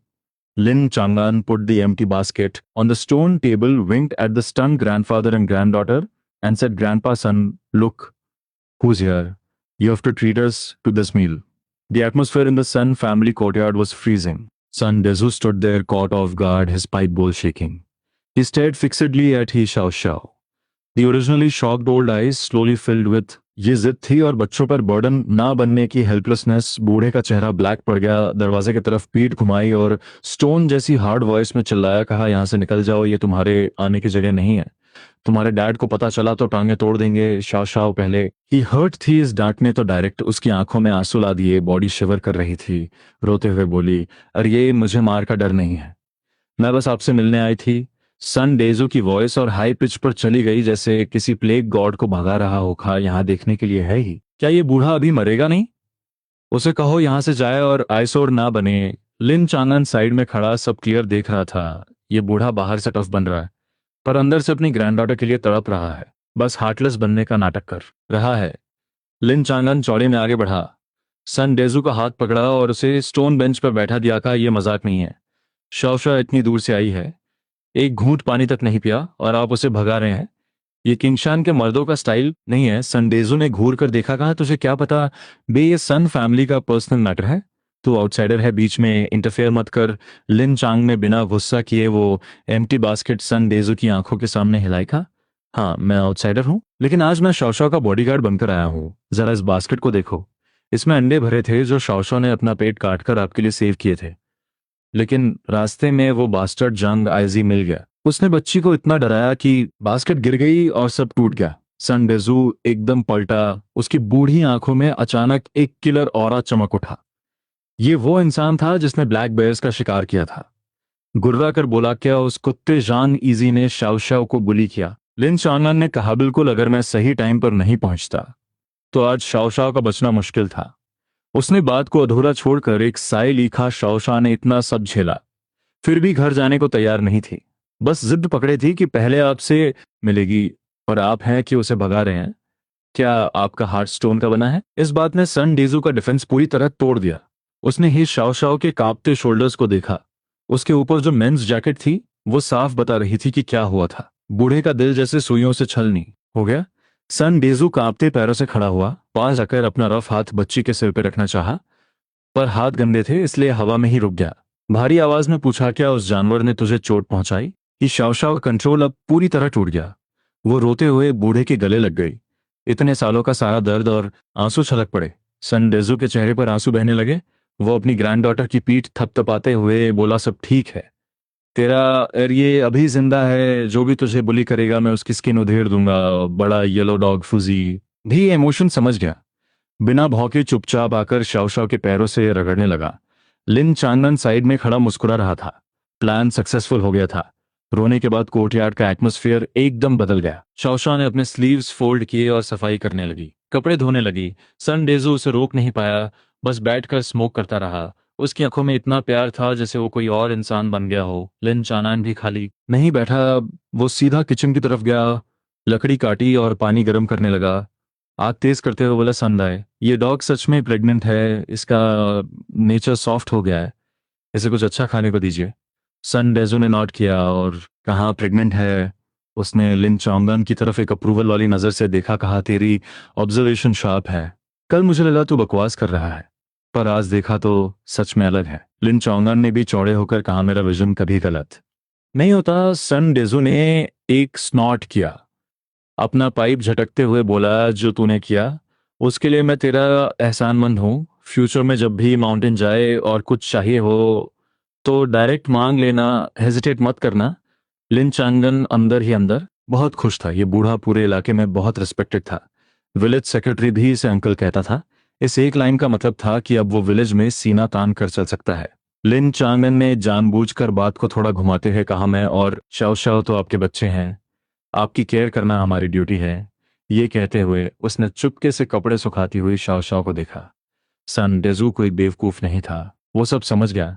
उसने अपनी hard working grand daughter को देखा और फिर toll और smart लिन चांग को। ये लड़का पहले एक लूजर था, लेकिन आजकल इसके स्किल, हिम्मत और ये शार्पनेस देखकर लगता है कि ये मेरी पोती के लिए परफेक्ट मैच है। सन डेजू ने लिन चांग पर उंगली उठाते हुए कहा, मेरे साथ माइंड गेम्स मत खेलना। अगर मुझे पता चला कि तूने शाओ शाओ को बुली किया तो मेरी हंटिंग गन किसी को नहीं पहचानेगी। लिन चांगन हंसते हुए बोला, ऐसा चांस ही नहीं मिलेगा। मैं तो उसे हमेशा खुश रखूंगा। उधर शाओ शाओ ने जब ये सुना तो शर्म से उसका चेहरा लाल हो गया। हाथ से कपड़े गिरते गिरते बचे, पर अंदर से बहुत स्वीट फीलिंग आ रही थी। दोपहर के 3 बज चुके थे। शाओ शाओ ज्यादा देर रुक नहीं सकती थी, वरना घर पर शक हो जाता। उसने रोते हुए अपने एरिया को गुड बाय कहा। लिन चंगनान उसे एस्कॉर्ट करते हुए वापस ले जाने लगा। रास्ते में एटमॉस्फेयर बहुत रोमांटिक था। विलेज के क्रॉस रोड पर आकर लिन चांगनान रुक गया, कहा बस यहाँ तक, आगे किसी ने देख लिया तो तेरी रेपुटेशन खराब होगी। शाओ शाओ ने सिर उठाकर उसकी तरफ देखा। डूबते सूरज की गोल्डन लाइट उसके शार्प चेहरे पर पड़ रही थी। उसने धीरे से कहा, आज के लिए सच में थैंक यू, और मुझे एरिया से मिलवाने के लिए भी। लिन चांगन ने स्माइल करते हुए कहा, रे इसमें थैंक यू कैसा, फ्यूचर में कोई भी प्रॉब्लम हो तो बस एक बार बोलना, तेरा बॉडीगार्ड हाजिर हो जाएगा। शाओ ने अपना होंठ काटा और अचानक शर्माते हुए अपनी पिंकी फिंगर आगे कर दी। बोली, तो फिर पिंकी प्रॉमिस करो, तुमने मुझे आइसक्रीम खिलाने का प्रॉमिस किया था, अब चीटिंग नहीं चलेगी। लिन चांग एक सेकंड के लिए शॉक रह गया। वो तो उसने शादी टालते वक्त बस ऐसे ही कह दिया था, उसे लगा नहीं था कि वो उसे इतना सीरियसली ले लेगी। क्या ये नेक्स्ट टाइम मिलने का कोई बहाना था? उसने अपना रफ हाथ आगे बढ़ाया और उस छोटी सी पिंकी फिंगर को लॉक कर लिया। कहा, डन पिंकी प्रॉमिस, 100 साल तक नहीं टूटेगा, अगली बार पक्का क्रीम आइसक्रीम खिलाऊंगा। शाओ शाओ ने कहा, प्रॉमिस याद रखना। वो मुड़ी और कुछ कदम दौड़कर पीछे पलटी, एक हैप्पी डियर की तरह जोर से मुस्कुराई। लिन चांगन अपनी नाक खुजलाते हुए सोचने लगा, क्या मेरा रोमांस शुरू हो गया है? घर वापस पहुंचा तो डैड लिन डेगुई चाकू तेज कर रहे थे। पास में पुरानी हंटिंग गन रखी थी। बोले, मैं भी माउंटेन जाऊंगा, अगर तू जिनसिंग ढूंढ सकता है तो मैं भी ढूंढ लूंगा। लिन चांगन को हंसी आ गई। उसने डैड को रोकते हुए कहा, रिलैक्स डैड, वो सिर्फ लक था। वैसे भी कल मुझे बड़ी बहन के घर जाना है। संदेह कह रहे थे कि आजकल माउंटेन में वाइल्ड बोर्स घूम रहे हैं, मुझे बहन की टेंशन हो रही है। लिन डेगवी के हाथ रुक गए। बोले, तो जल्दी जा, कुछ अच्छे गिफ्ट्स लेकर जाना ताकि तेरा ब्रदर इन लॉ ताने ना मारे, और अपना हथियार तेज कर लेना। डैड को हैंडल करने के बाद लिन चांगन अपने कमरे में गया। बेड पर लेटते ही उसने सिस्टम को एक्टिवेट किया। आज की इंटेलिजेंस रिपोर्ट अपडेट हो चुकी थी। पहली रिपोर्ट, बड़ा ब्रदर इन लॉ जोबोकियांग आजकल शराब के लिए तड़प रहा है और फार्मिंग सीजन के खाने को लेकर टेंशन में है। उसे अभी भी लगता है कि लिन चांगे एक लेजी और यूजलेस इंसान है। दूसरी रिपोर्ट, कल सुबह एक इंजर्ड रोडियर गलती से बड़ी बहन के बैकयार्ड वेजिटेबल गार्डन में घुस जाएगा। लिन चांगान जोर से हंस पड़ा। बंदे को शराब चाहिए और मीट की कमी है, और रोडियर खुद चलकर आ रहा है। ये सिर्फ रिश्तेदारों से मिलना नहीं था, ये तो ब्रदर इन लॉ को अपना फैन बनाने का गोल्डन चांस था। एक बार ब्रदर इन लॉ सेट हो गया तो फ्यूचर में ट्रांसपोर्ट हो या बिजनेस, सब जगह सपोर्ट मिलेगा। अगले दिन जैसे ही सूरज निकला, लिन चांगन अपनी उस खटा बाइसाइकिल पर निकल पड़ा जिसकी घंटी को छोड़कर बाकी हर पुर्जा आवाज करता था। बैग में काउंटी से खरीदी हुई 2 लॉन्गडिंग वाइन की बोतलें और एक बड़ा फैट पोर्क का टुकड़ा था। वो फुल स्पीड में पेडल मार रहा था। मिशन एकदम क्लियर था, ब्रदर इन लॉ जो गोकियान को इम्प्रेस करना है और साथ ही भतीजे शौजुम की अकल ठिकाने लगानी है। लिहो ब्रिगेड में अपनी बहन के घर पहुंचते ही उसने देखा दाढ़ी वाला जो गोचियांग मेहनत से काम कर रहा था। काम में चैंपियन था पर टेम्पर बहुत खराब था। लिन चांगान को देखते ही उसकी कुल्हाड़ी रुक गई, माथे पर फ्राउन आ गया। कल भले ही मीट और कपड़े भेजे थे, पर उसकी नजर में ये साला एक बॉटमलेस पिट था। सोचने लगा, आज फिर आ गया, कहीं पैसे मांगने तो नहीं आया। लिन चांगान ने उसके काले पड़े चेहरे को इग्नोर किया और एक बड़ी सी स्माइल के साथ बैग आगे बढ़ाते हुए बोला, कल मैं जरा जल्दी में था तो वाइन लाना भूल गया, आज स्पेशली देने आया हूं, दोपहर को हम दोनों भाई मिलकर पार्टी करेंगे। जो गोक्याम ने नीचे देखा। ब्रांडेड वाइन की बोतलें और 1 किलो फ्रेश फैट पोक देखकर उसके मुंह में पानी आ गया। वो शराब का बहुत शौकीन था, पर हमेशा सस्ती वाली ही पीता था। इस महंगे गिफ्ट ने सीधा निशाने पर वार किया। उसकी टोन एकदम सॉफ्ट हो गई। बोला, अरे आने की क्या जरूरत थी, और ये सब क्यों लाए? तुम्हारी बहन बैकयार्ड में सब्जियां तोड़ रही है, तुम अंदर जाओ। लिन चांगन सीधा बैकयार्ड वेजिटेबल गार्डन में गया। बहन लिन मिंगफांग बीन्स तोड़ रही थी और 5 साल का भतीजा शाओजन मिट्टी में खेल रहा था। लिन चांग कुछ बोलने ही वाला था कि अचानक दिमाग में सिस्टम का राडार ब्लिंक हुआ। अलर्ट आ गया था, रोडियर टारगेट एरिया में एंटर कर चुका है। अगले ही पल बाहर से कुछ टूटने की जोरदार आवाज आई। लिन मिंगफैंग डर गई, बोली, ये कैसी आवाज थी? उसकी बात पूरी भी नहीं हुई थी कि फेंस के गैप से एक येलोइश ब्राउन परछाई बिजली की तरह अंदर घुसी। वो जानवर छोटा नहीं था, छोटे सींग और पीछे सफेद बाल। वो पैनिक में इधर उधर भाग रहा था और सीधा बीन्स के जाल में जा घुसा। उसके पैर वाइन्स में फंस गए और वो धड़ाम से नीचे गिर पड़ा। छटपटाते हुए जोर जोर से आवाज निकालने लगा। लिन मिंगफॉन्ग ने डर के मारे शाओजुन को गले लगा लिया। लिन चांगान की आंखें चमक उठी। चिल्लाया, अरे ये तो रो डियर है। उसने एक जोरदार दहाड़ मारी। पास पड़ा, शवल उठाया और सीधा उस पर झपट पड़ा। वैसे तो ये जानवर बहुत क्यूरियस होते हैं, पर ये वाला साफ इंजर्ड था। किस्मत खुद चलकर दरवाजे पर आई थी। लिन चांदन 2 छलांग में उसके पास पहुंच गया। डियर ने भागने की बहुत कोशिश की, पर वाइन्स ने उसे जकड़ रखा था। लिन चांगन ने शवल उठाया और सीधा उसके सिर पे दे मारा। एक भारी आवाज आई, और जो रो डियर अभी उछलकूद कर रहा था उसने एक झटके में दम तोड़ दिया। एक ही वार में काम तमाम, एकदम क्लीन और हेरोइक मूव। तभी जो गोक्यांग अपनी कुल्हाड़ी लेकर वहां पर चिल्लाया, क्या हुआ? लेकिन जमीन पर पड़े उस जानवर को देखकर उसका दिमाग सुन्न हो गया। हकलाते हुए बोला, है रो डियर हमारे वेजिटेबल गार्डन में कैसे आ गया? लिन चांगान ने शवल फेंका, डियर की पिछली टांगे पकड़कर उसे उठाया और वजन तोलते हुए बोला, कम से कम 25-30 किलो का होगा। इसे कहते हैं सीधा ऊपर वाले का गिफ्ट लगता है। भगवान भी चाहते हैं कि आज हम बैठकर जमकर ये। अब तो मना करने का सवाल ही नहीं उठता। जो गोक्यान ने उस मोटे ताजे शिकार को देखा और फिर एकदम काम खड़े लिन चान को उसका स्ट्रिक्ट चेहरा पिघल गया और वो जोर से हंस पड़ा। बोला, तेरे लक का तो कोई जवाब ही नहीं है। इस शिकार ने दोनों के बीच की सारी दीवारें गिरा दी। गांव के लोग गुड ओमेंस में बहुत बिलीव करते हैं। साला घर आते ही किस्मत चमका दे तो वो लकी स्टार बन जाता है। अब बारी थी इस बड़े शिकार को प्रोसेस करने की। जो गोक्यांग ने आगे बढ़कर मदद करनी चाहिए, पर लिन चांगन ने उसे रोक दिया। बोला, रे ब्रदर इन लॉ, आप वीआईपी गेस्ट हैं, ये रफ काम मैं करूंगा। आज आप बस रिलैक्स करो और खाने का वेट करो। लिन चांगान ने अपने स्लीव्स चढ़ाए, पानी गर्म किया, बाल साफ किए और उसे काटना शुरू किया। उसके हाथों की स्पीड देखने लायक थी।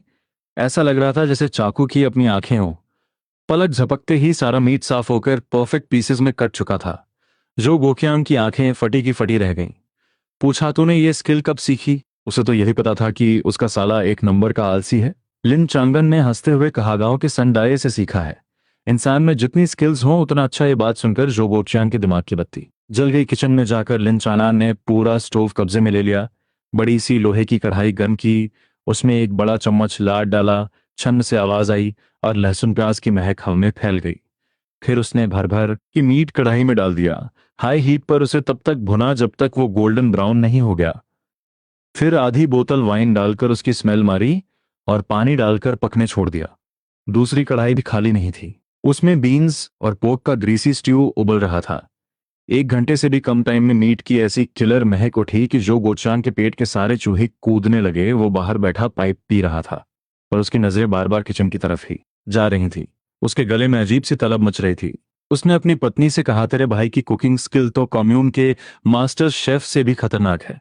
दोपहर के 12 बजे पार्टी शुरू हुई। ब्रेस्ड रो डियर मीट इतना सॉफ्ट था कि हड्डियों से अपने आप अलग हो रहा था। उसका लाल रंग देखकर ही भूख बढ़ जाए। साथ में ऑयली पोर्क और बीन्स का स्ट्यू और साइड में स्मैश्ड खीरा और फ्राइड पीनट्स। ये दावत तो न्यू ईयर की पार्टी से भी भारी थी। लिन चौंग ने जो गुचियान का ग्लास लॉन्ग डिंग बाइन से फुल भर दिया, अपना भी भरा और बुलाए, ग्लास ब्रदर इन लॉ के नाम। इतने सालों तक मेरी बहन की केयर करने के लिए थैंक यू। मैं पहले बहुत बड़ा इडियट था, आप लोगों को बहुत टेंशन दी। ये शराब मेरी तरफ से अपॉलजी है। ये कहकर उसने पूरा ग्लास एक ही सांस में खाली कर दिया। जो गुकियान की आंखें नम हो गईं। बोला, पुरानी बातें छोड़ो।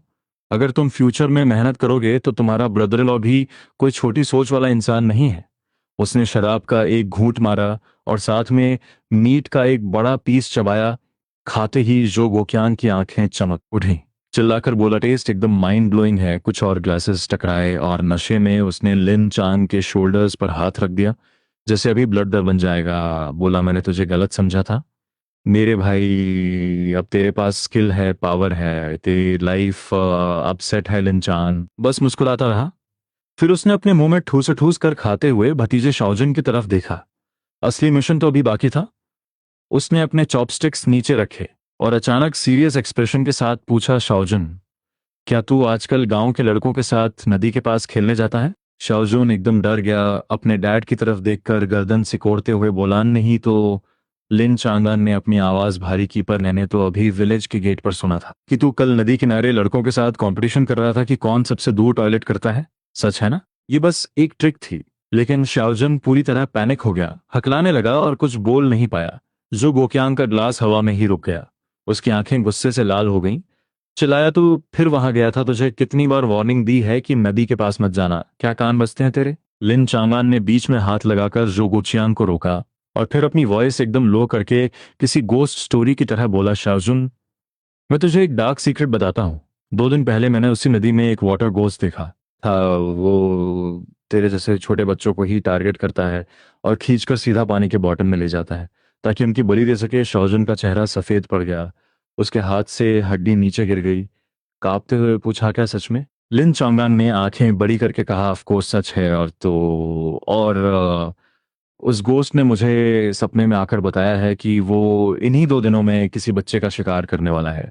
अगर तू नहीं चाहता कि वो तेरा मीट खा जाए तो नदी से कोसों दूर रहना। शाओजन फुट फुट कर रोने लगा, बोला, मैं कभी नहीं जाऊंगा अंकल, प्लीज और मत बताओ। लिन चांगन समझ गया कि प्लान काम कर गया है। उसने तुरंत अपनी जेब से व्हाइट रैबिट मिल्क कैंडी निकाली और उसके हाथ में थमा, दिखा, ये तेरा रिवॉर्ड है क्योंकि तू अब नदी के पास नहीं जाएगा। लेकिन अगर मुझे पता चला कि तू चुपके से वहां गया तो फ्यूचर में एक भी कैंडी नहीं मिलेगी और तेरे डैड मार मार कर तेरी हालत खराब कर देंगे। शाओजन ने रोते हुए प्रॉमिस किया कि वो पक्का नहीं जाएगा। जोगोकियांग ने भी इस नाटक को एक्सपोज नहीं किया क्योंकि ये डर उसकी 2 बार की पिटाई से ज्यादा असरदार था। पार्टी दोपहर तक चली। जोगोकियांग फुल नशे में था और टेबल पर ही सो गया। लिन चांग ने उसे पकड़कर बेड पर लेटाया, अपनी बड़ी बहन को कुछ इंस्ट्रक्शंस दिए और अपनी बाइसाइकिल उठाकर निकल पड़ा। वापस लौटते हुए उसका नशा काफी उतर चुका था। मीट का टारगेट पूरा, वाइन का टारगेट पूरा, रिलेशन सेट हो गया और वार्निंग भी दे दी। उस लाइफ एंड डेथ क्राइसिस में अभी भी 3 दिन बचे थे। बड़ी बहन की फैमिली अब पूरी तरह सेफ थी। अब अगले 3 दिनों में कुछ नया प्लान करना था। जैसे नदी के किनारे मौजूद वो रेयर मछलियों का झुंड बहन के घर से लौटकर लिन चांगन घोड़े बेचकर सोया। सपने में वो रोडियर एक ग्रैंड फीस्ट बन गया था। ब्रदर इन लॉ जो गोचियांग उसका हाथ पकड़कर खून का रिश्ता बना चाहता था और वो बंदर जैसा शैतान भतीजा शाओजुन चुपचाप बैठकर पढ़ाई कर रहा था। अगले दिन जब आंख खुली तो सूरज की रोशनी कर्टन से अंदर आ रही थी। लिन चांगन ने एक जोरदार अंगड़ाई ली, हड्डियों से कड़कने की आवाज आई और पूरी बॉडी एनर्जी से भर गई। कल भले ही उसने बहुत पी थी पर वो लॉन्गडिंग वाइन प्योर थी, इसलिए बिल्कुल भी हैंगओवर नहीं हुआ। उसने अपनी आदत के मुताबिक दिमाग में सिस्टम को एक्टिवेट किया। Sky eye intelligence system level 1 आज की रिपोर्ट अपडेट हो चुकी थी। नदी किनारे वाले बड़े बैनन ट्री से 300 मीटर वेस्ट में, जहां पानी 2.5 मीटर गहरा है, वहां पत्थरों के बीच फाइन स्केल्ड फिशेस का एक बड़ा झुंड इकट्ठा हुआ है। इन मछलियों का मीट बेहद सॉफ्ट होता है और ये ठंडे पानी में मिलती हैं। एकदम रेयर डेलिकेसी। एक स्पेशल विलो ब्रांच ट्रैप और चिकन ब्लड में डूबे अर्थवर्म्स का बेट इस्तेमाल करके इन्हें आसानी से पकड़ा जा सकता है। लिन चांग की आंखें किसी लाइट बल्ब की तरह चमक उठी। फाइन स्केल्ड फिश फ्यूचर में तो ये नेशनल प्रोटेक्टेड एनिमल बन जाएंगी एक बाइट खाने पर सीधा जेल। लेकिन ये 1982 का टाइम है। चिंगहा रिवर में ये रेयर हैं पर खत्म नहीं हुई हैं। इनका मीट इतना टेंडर और बोनलेस होता है कि खाते ही फलों जैसी महक आती है।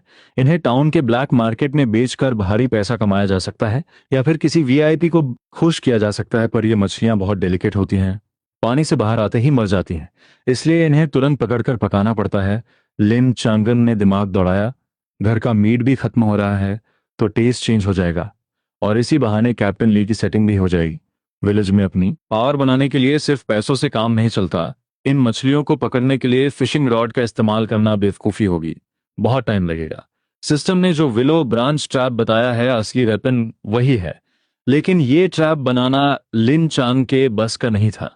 पुरानी लाइफ में वो सिर्फ चिड़ियों के घोंसले चुराता था। कोई ढंग का काम करने में उसके 10 फिंगर्स बेकार थे पर टेंशन नहीं थी। उसकी माँ जो गीहा के हाथों में जादू था। वो पूरे इलाके की सबसे एक्सपर्ट आर्टिजन थी। जूते के सोल से लेकर मैच बनाने तक वो आंख बंद करके भी मास्टरपीस बना सकती थी। लिन चांगन रूम से बाहर निकला। उसने देखा जो गहवा आंगन में पेड़ के नीचे बैठकर बीन्स छिल रही हैं। वो पास गया, नीचे बैठा और उनकी मदद करते हुए बोला, मॉम मुझे आपसे एक फेवर चाहिए। उसने एक लकड़ी उठाई और जमीन पे ड्राइंग बनाने लगा। बोला, क्या आप मेरे लिए एक चीज बना सकती हैं? वो बैकयार्ड में जो विलो ब्रांचेस पड़ी हैं उन्हीं का इस्तेमाल करना है। जो बीवा ने पूछा, क्या बनाना है? कोई बास्केट चाहिए क्या? लिन चांगन ने कहा, बास्केट नहीं मॉम, एक फिश ट्रैप बनाना है, लेकिन ये ट्रैप नॉर्मल ट्रैप से एकदम अलग होगा।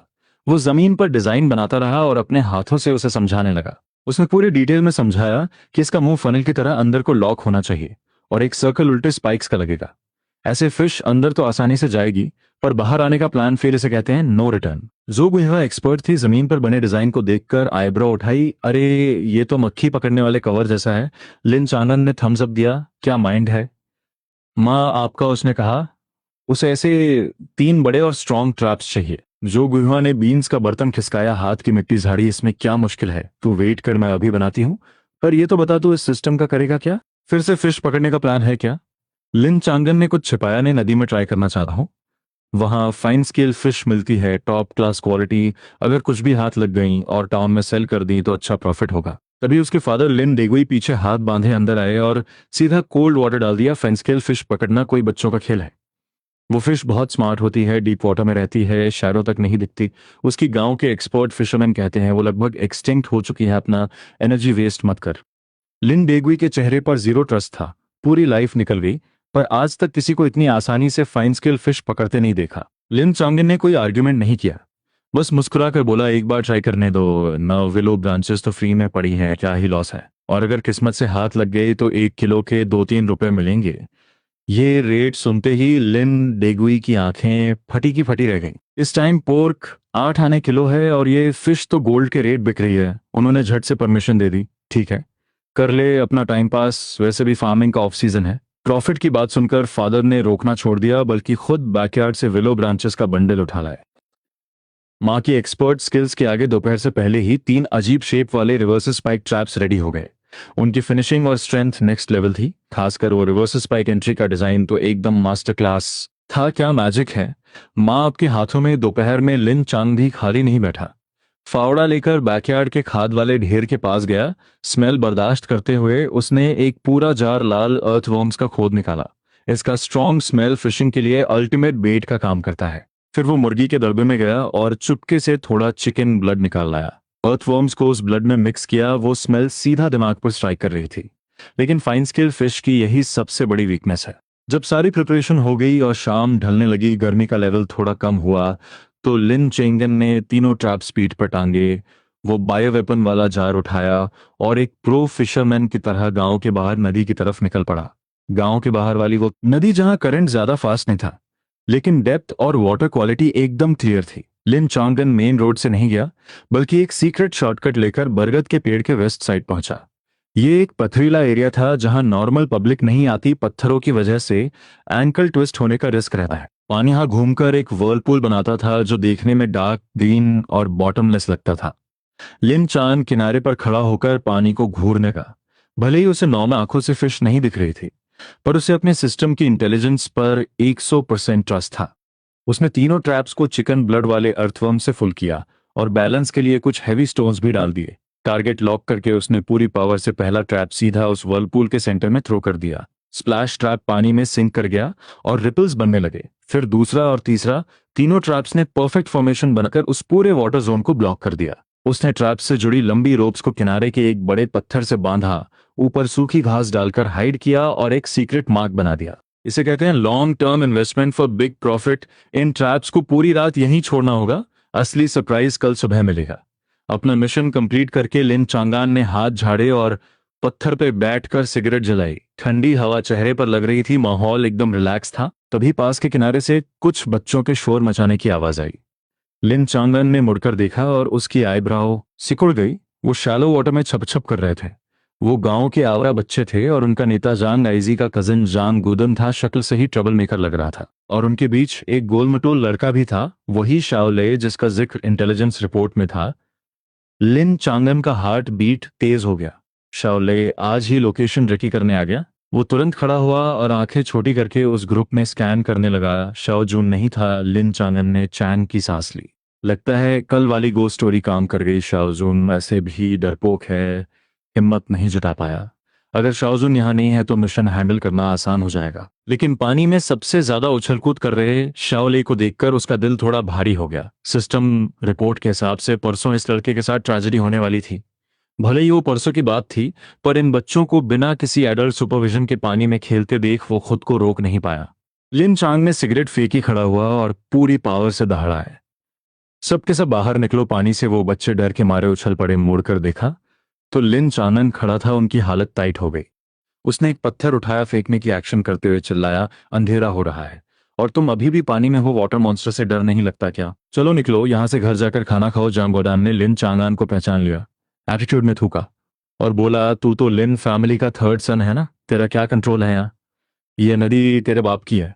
लिन चांगान हंस पड़ा, ये लड़का भी अपने भाई जैसा ही लूजर है। उसने टाइम वेस्ट नहीं किया और सीधा उनकी तरफ बढ़ने लगा, बॉडी लैंग्वेज एकदम फाइटर वाली। उसने कहा, ओ एजान गॉर्डन, तेरे भाई को मैंने ही कूट कर सीधा किया था।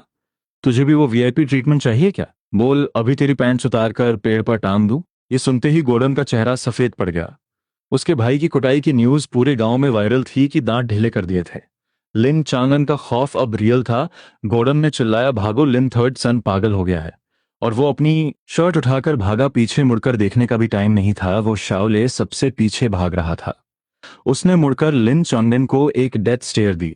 उसकी आंखों में एक अजीब सा स्टबर्न एटीट्यूड था। लिन चांग ने उन रैट किड्स को भागते हुए देखा और हेल्पलेस होकर सिर हिलाया। वो उन्हें एक बार बचा सकता है, हर बार नहीं। उनकी बॉडी पर उनका कंट्रोल है। खासकर वो शाओले एकदम रेबल किड लग रहा था, जिसे जो काम करने से मना करो वो वही काम डबल एनर्जी से करेगा। लिन चांगे ने एक गहरी सांस ली, लगता है वो ट्रेजेडी अवॉइड नहीं हो पाएगी। उसने वापस जाकर ट्रैप्स की रोप्स का डबल चेक किया। जब 100% श्योर हो गया कि कैमोफ्लाज परफेक्ट है, तब वो वहां से निकला। घर वापसी के रास्ते में पूरा अंधेरा हो चुका था। गांव के घरों से धुआं उठ रहा था और हवा में लकड़ी की आग और खाने की खुशबू मिक्स हो गई थी। लिन चांग उस कच्ची सड़क पर चलते हुए कल सुबह के प्रॉफिट का कैलकुलेशन कर रहा था। अगर सिस्टम ने कोई फेक इन्फो नहीं दी तो कल सुबह वो तीनों ट्रैप्स कैश से भरे होंगे और ये मनी उसकी लाइफ का पहला रियल टर्निंग पॉइंट होगी। बिना किसी लक या शॉर्टकट के अपने स्किल्स और हार्ड वर्क से कमाया हुआ प्रॉफिट, सिर्फ यही सक्सेस गांव वालों का मुंह बंद कर सकती है और उसके पेरेंट्स का सिर प्राउडली ऊंचा कर सकती है। लिन चांगन मनी मन बोला, फाइन स्किल फिशेस, कल मेरी इज्जत बचा गया। वो मस्त मूड में गुनगुनाता हुआ घर के अंदर घुसा और चिल्लाया, माँ डिनर रेडी है क्या? भूख से जान जा रही है। जो गई हुआ रसोई से आवाज लगाती है, हाँ हाँ रेडी है। आज तेरे लिए स्पेशल फ्राइड ब्रेड बनाई है। उस रात लिन चांगन बहुत गहरी नींद सोया, लेकिन सपनों में उसे नदी में एक मैसिव स्प्लैश दिखाई दे रहा था। वो फिशेस का स्ट्रगल था या फिर डेस्टिनी का बदलाव? अभी ठीक से सुबह भी नहीं हुई थी, गांव के कुत्ते भी डीप स्लीप में थे, पर लिन चांगन नदी किनारे पहुंच चुका था। सुबह की ठंड हड्डियों को कंपा रही थी और फॉग ने सब कुछ कवर कर रखा था। उसने अपने फ्रोजन हाथों को रगड़ा, वो पत्थर खोजा जहां सूखी घास रखी थी और उस मोटी रोप को पकड़कर धीरे से पुल किया। एक झटके में रोप एकदम टाइट हो गई। एक भारी भरकम वेट का टेंशन सीधा उसके हाथों तक आया। ये किसी पत्थर में फंसने का डेड वेट नहीं था, बल्कि जैसे ही पहला विलो ट्रैप छपाक की आवाज के साथ पानी से बाहर आया, उसकी आंखें फटी की फटी रह गईं। उस बड़े से ट्रैप में सिर्फ डार्क कलर्ड फिशेस भरी हुई थी। वो फाइन स्केल फिशेस किसी सार्डिन कैन की तरह पैक थीं, पागलों की तरह फ्लिप कर रही थीं और पानी सीधा उसके चेहरे पर स्प्लैश हो रहा था। कम से कम 10 किलो फिश थी इसमें। फिर दूसरा और तीसरा जीरो फेलियर, खासकर जो ट्रैप बीप वर्लपूल में फेंका था, वो इतना भारी था कि हाथ से छूटने लगा। जब उसे खींचा तो फाइन स्केल फिशेस के साथ एक डरा हुआ कछुआ भी फंसा था, जो हिल भी नहीं पा रहा था। लिन चांगान ने सारी मछलियां एक झटके में अपने लाए हुए बड़े से स्टोरेज टैंक में डाल दी। लंबी बॉडी, ग्लोइंग स्केल्स, हल्का सा लाइट पड़ते ही चमक उठती थी। ये 20 किलो से 1 ग्राम कम नहीं होंगी। सिस्टम के प्राइस एस्टिमेट के हिसाब से ये एक सुबह की इनकम किसी नॉर्मल वर्कर की 3 महीने की सैलरी के बराबर थी। लिन चांगे ने प्लास्टिक कवर से टैंक का मुंह सील किया, ऊपर से सूखी घास डाली और उस भारी भरकम टैंक को पीठ पर उठाकर सीक्रेट रास्ते से सीधा घर की तरफ भागा। घर पहुंचा तो लिन डेगुई झाड़ू से आंगन साफ कर रहे थे। बेटे को पसीने में लथपथ एक भारी टैंक उठाए आते देख वो शौक रह गए, क्या हुआ, मिशन फेल? लिन चांगन ने कोई टाइम वेस्ट नहीं किया। टैंक सीधा जमीन पर पटका और प्लास्टिक कवर हटा दिया। घबराई हुई फिशेस ने जोरदार स्प्लैश किया और पानी सीधा बूढ़े के चेहरे पर। लिन डेगुई ने चेहरा पोंछा नीचे देखा और उनके हाथ से झाड़ू छूटकर जमीन पर गिर गई। वो नीचे बैठे कांपते हाथों से एक स्लिपरी फाइन स्केल फिश उठाई। सच में फाइन स्केल है? इतनी सारी? पूरी लाइफ निकल गई, पर ऐसा सीन कभी नहीं देखा। लिन चांगन ने आवाज धीमी की, टोटल 20 किलो है और एक कछुआ भी है। ये फिश पानी से बाहर आते ही मर जाती है, जल्दी प्रोसेस करना होगा। जो गुइहुआ और छोटी बहन भी आवाज सुनकर आ गईं और टैंक को ऐसे घेर लिया जैसे कोई ट्रेजर बॉक्स हो। जो गुइहुआ टेंशन में आ गई, इतनी सारी कैसे खाएंगे? लिन चांगन ने फुल कॉन्फिडेंस में कहा, सेल करेंगे टाउन मार्केट में। लिन डेगवी ने सिर हिलाया, टाउन की कोऑपरेटिव सोसाइटी तो कौड़ियों के रेट लेगी, टोटल लॉस। लिन चांगन मुस्कुराया, कोऑपरेटिव सोसाइटी नहीं, ब्लैक मार्केट जाएंगे। ये शब्द सुनते ही लिम काम डेगवी का चेहरा सफेद पड़ गया। ये तो इलीगल स्मगलिंग है, पकड़े गए। तो सीधा जेल, अपनी लाइफ बर्बाद मत कर। लिन चांग ने समझाया। अब रूल्स थोड़े रिलैक्स हो गए हैं, मेरे पास डायरेक्ट कॉन्टैक्ट्स है। टाउन की कुछ ऑफिसर्स को फ्रेश फिश चाहिए, मैं स्टॉल नहीं लगाऊंगा, डायरेक्ट बायर को डिलीवर करूंगा, टोटली स्टेल्थ मोड में। दरअसल सिस्टम इंटेलिजेंस ने बता दिया था कि ब्लैक मार्केट में फ्रेश फिश की डिमांड पीक पर है और प्राइस हाई है। और सिस्टम ने एक डेडली अलर्ट भी दिया था, ल्यू लॉनियन जो उनकी प्रोग्रेस से जलता है, रात भर उस पर नजर रखे हुए था।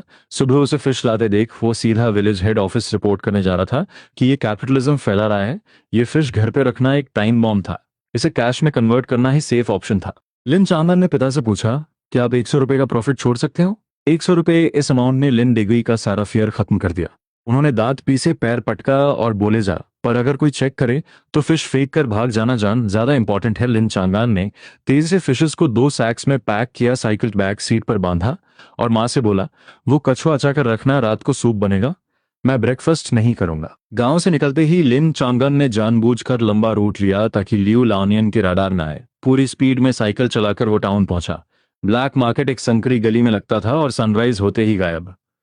जब लिन चांगन पहुंचा, वहां मुश्किल से कुछ ही लोग थे। उसने साइकिल घुमाई और मार्केट स्कैन किया। एक कॉम्पिटिटर 2 आधी मरी हुई कार्प फिशेस के लिए भी ₹1 मांग रहा था।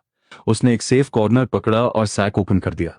बस 2 मिनट हुए होंगे कि एक चश्मा पहने हुए जॉन्शन सूट में एक मिडिल एज्ड आदमी वहां से गुजरा। उसकी नजर सैक के अंदर गई और उसके कदम रुक गए। क्या ये फाइन स्किल है? लिन चांगन ने कहा, फ्रेश आउट ऑफ वाटर, अभी सांस ले रही हैं। उस आदमी ने फिश की स्लिपरी स्किन को छुआ, उसकी आंखें चमक उठी। प्राइस क्या है? लिन चांगन बोला, ₹2.5 किलो, नो नेगोशिएशन, अगर पूरा स्टॉक लोगे तो ₹2.4। आदमी ने दांत तले उंगली दबा ली, तो पोक से 3 गुना महंगी है। लिन चांग ने एटीट्यूड में जवाब दिया, ये प्रीमियम आइटम है सर, कोऑपरेटिव सोसाइटी में ढूंढ कर दिखा दो। इसे घर ले जाकर गेस्ट को सर्व करोगे, जो स्टेटस बनेगा वो क्या पोक से मिलेगा? ये पॉइंट सीधा उसके दिल पर लगा। वो मिडिल एज्ड आदमी वैसे भी सीनियर ऑफिसर्स की पार्टी के लिए वीआईपी डिश ढूंढ रहा था। उसने डील डन कर दी, ये पूरा सैक मुझे दे दो। सामने वाले यार्ड में चलो वेट करने के लिए, यहाँ रिस्क ज्यादा है। डील एकदम स्मूथ रही। वो आदमी एक ऑफिसर था, घर पर वेइंग मशीन थी। टोटल 11 किलो था, 10 किलो काउंट करके ₹50 कैश मिल गए। लिन चानन ने जेब में रखे 5 कड़क नोटों को फील किया। फीलिंग अल्टीमेट थी। फिर उसने एक चक्कर और लगाया और बाकी 10 किलो फिश को अलग अलग रेस्टोरेंट बायर्स को बेच दिया। टोटल ₹98 की सेल, पुरानी सेविंग्स मिलाकर अब उसके पास ₹110 का मैसिव फंड्स था। लिन चांगन ने एक सेफ कॉर्नर ढूंढा, मनी को जैकेट के अंदर हाइड किया और सीधा कोऑपरेटिव सोसाइटी में एंटर हुआ। 2 प्रीमियम लिकर की बोतलें ली, एक दकियामेन सिगरेट का कार्टन लिया, ऑफिशियल बिल मांगा और गांव की तरफ निकल पड़ा। रास्ते में जब वो कॉर्नफील्ड से गुजर रहा था, सिस्टम रडार अचानक पागलों की तरह ब्लिंक करने लगा। अलर्ट शो हुआ। आगे गांव के एंट्री पॉइंट पर बरगद के पेड़ के नीचे लियू लाओनियन ने सिक्योरिटी चीफ जांग दापाओ को रोक रखा है। वो उसे ब्लैक मार्केटिंग के चार्ज में फंसाने के लिए एम्बुश प्लान कर रहे हैं। लिन चांगन ने झटके से ब्रेक मारी, साइकिल के टायर्स जमीन पर स्किड कर गए। उसने दूर से उन दोनों को देखा और उसके चेहरे पर एक ईवल स्माइल आ गई। ल्यू लायोनियन सच में एक लीच की तरह है। फिश सेल हो चुकी थी, कैश सेफ था और अब साइकिल पर सिर्फ फुल्ली लीगल सिगरेट और लिकर थी। आ जाओ, जितना सर्च करना है कर लो। लिन चांगन ने वापस पेडल मारा, छाती चौड़ी की और पूरे एटीट्यूड के साथ गांव के गेट की तरफ बढ़ने लगा। बरगद के पेड़ के नीचे टेंशन का लेवल पीक पर था। ल्यू लॉनियन ओवर एक्साइटेड था। उसकी छोटी आंखें लिन चांग पर ऐसे लॉक थीं जैसे कोई बूढ़ा कुत्ता शिकार को देख रहा हो। पास ही सिक्योरिटी चीफ जांग दापाओ हाथ बांधे फुल सीरियस लुक में खड़ा था। ल्यू लाओनियन ने दूर से ही चिल्लाना शुरू कर दिया, रुक जा, वहीं चीफ जांग यही है। वो सुबह सुबह फिश के 2 हेवी सैक्स लेकर टाउन गया था, अब खाली हाथ लौट रहा है। 100% ब्लैक मार्केटिंग की है, मैं कई दिनों से इसकी ट्रैकिंग कर रहा था। लिन चांगन ने स्पीड कम नहीं की, सीधा चीफ जांग के पास जाकर साइकिल रोकी।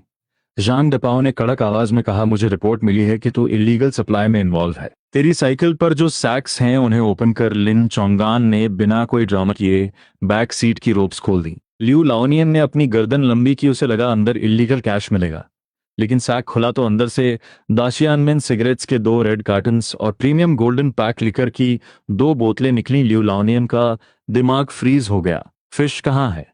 तेरी फिश कहाँ गई? लिन चांगन ने कैजुअली कहा, वो तो मैंने गिफ्ट कर दी। फिर उसने पॉकेट से मुड़ा हुआ ऑफिशियल बिल निकाला और चीफ जांग के हाथों में थमा दिया। चीफ जांग, आप तो स्मार्ट इंसान हो। कल हमारे घर छोटा सा प्रॉफिट हुआ था तो पिताजी ने कहा कि गांव के ऑफिसर्स बहुत हार्ड वर्क करते हैं, उन्होंने ही मुझे टाउन भेजा था ये सिगरेट और लिकर लाने के लिए, ताकि हेडमैन और आपको as a token of respect दे सकूं। उसकी बातें एकदम परफेक्ट थीं। और उसने स्मूथली जांग दापाओ को बटर भी लगा दिया। जांग दापाओ ने बिल चेक किया, टोटली ऑफिशियल परचेज, फिर उस प्रीमियम दाक्यानमेन सिगरेट और लिकर को देखा। उसका स्ट्रिक्ट चेहरा तुरंत खुशी से चमक उठा। ये हमारे लिए लाया है, लिन चांगान ने कहा। और नहीं तो क्या, अब आप रास्ते में मिल ही गए हो। तो उसने फुर्ती से सिगरेट का एक कार्टन फाड़ा, 2 पैक्स निकाले और जबरदस्ती जांग दपाओ की पॉकेट में डाल दिए। चीफ, आप ये ट्राई करो, बाकी का स्टॉक मेरे फादर खुद आकर आपको डिलीवर करेंगे। इस मास्टर स्ट्रोक ने जांग दपाओ को पूरी तरह स्पीचलेस कर दिया। फ्री का माल मिल गया हो तो कौन एक्शन लेगा?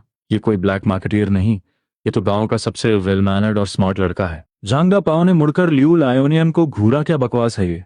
इसे तो ब्लैक मार्केट बोल रहा था। उसके पास बिल है क्या? आंखें फूट गई हैं तेरी? लियू लोनियन का चेहरा लाल पड़ गया, हकलाते हुए बोला, इम्पॉसिबल, मैंने खुद उसे सुबह बोरी ले जाते देखा था।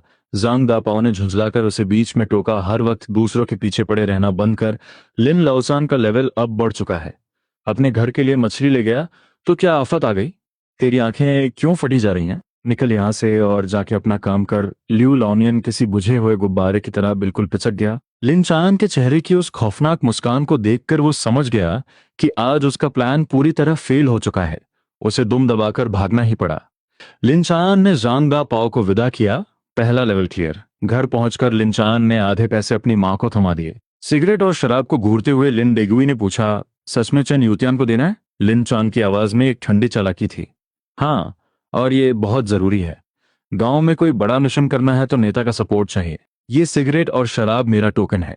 इसके बाद अगर लियू लाओनियन ने फिर से उंगली करने की कोशिश की तो चैन यूतियन खुद उसे सीधा कर देगा। लिन डेगुई ने हामी भरी लड़के का दिमाग वाकई तेज चल रहा था। अगली सुबह लिन चांग एक भयानक सपने से चौंका। उसका पूरा शरीर ठंडे पसीने से भीगा हुआ था। उसने झटके से अपना सिस्टम एक्टिवेट किया।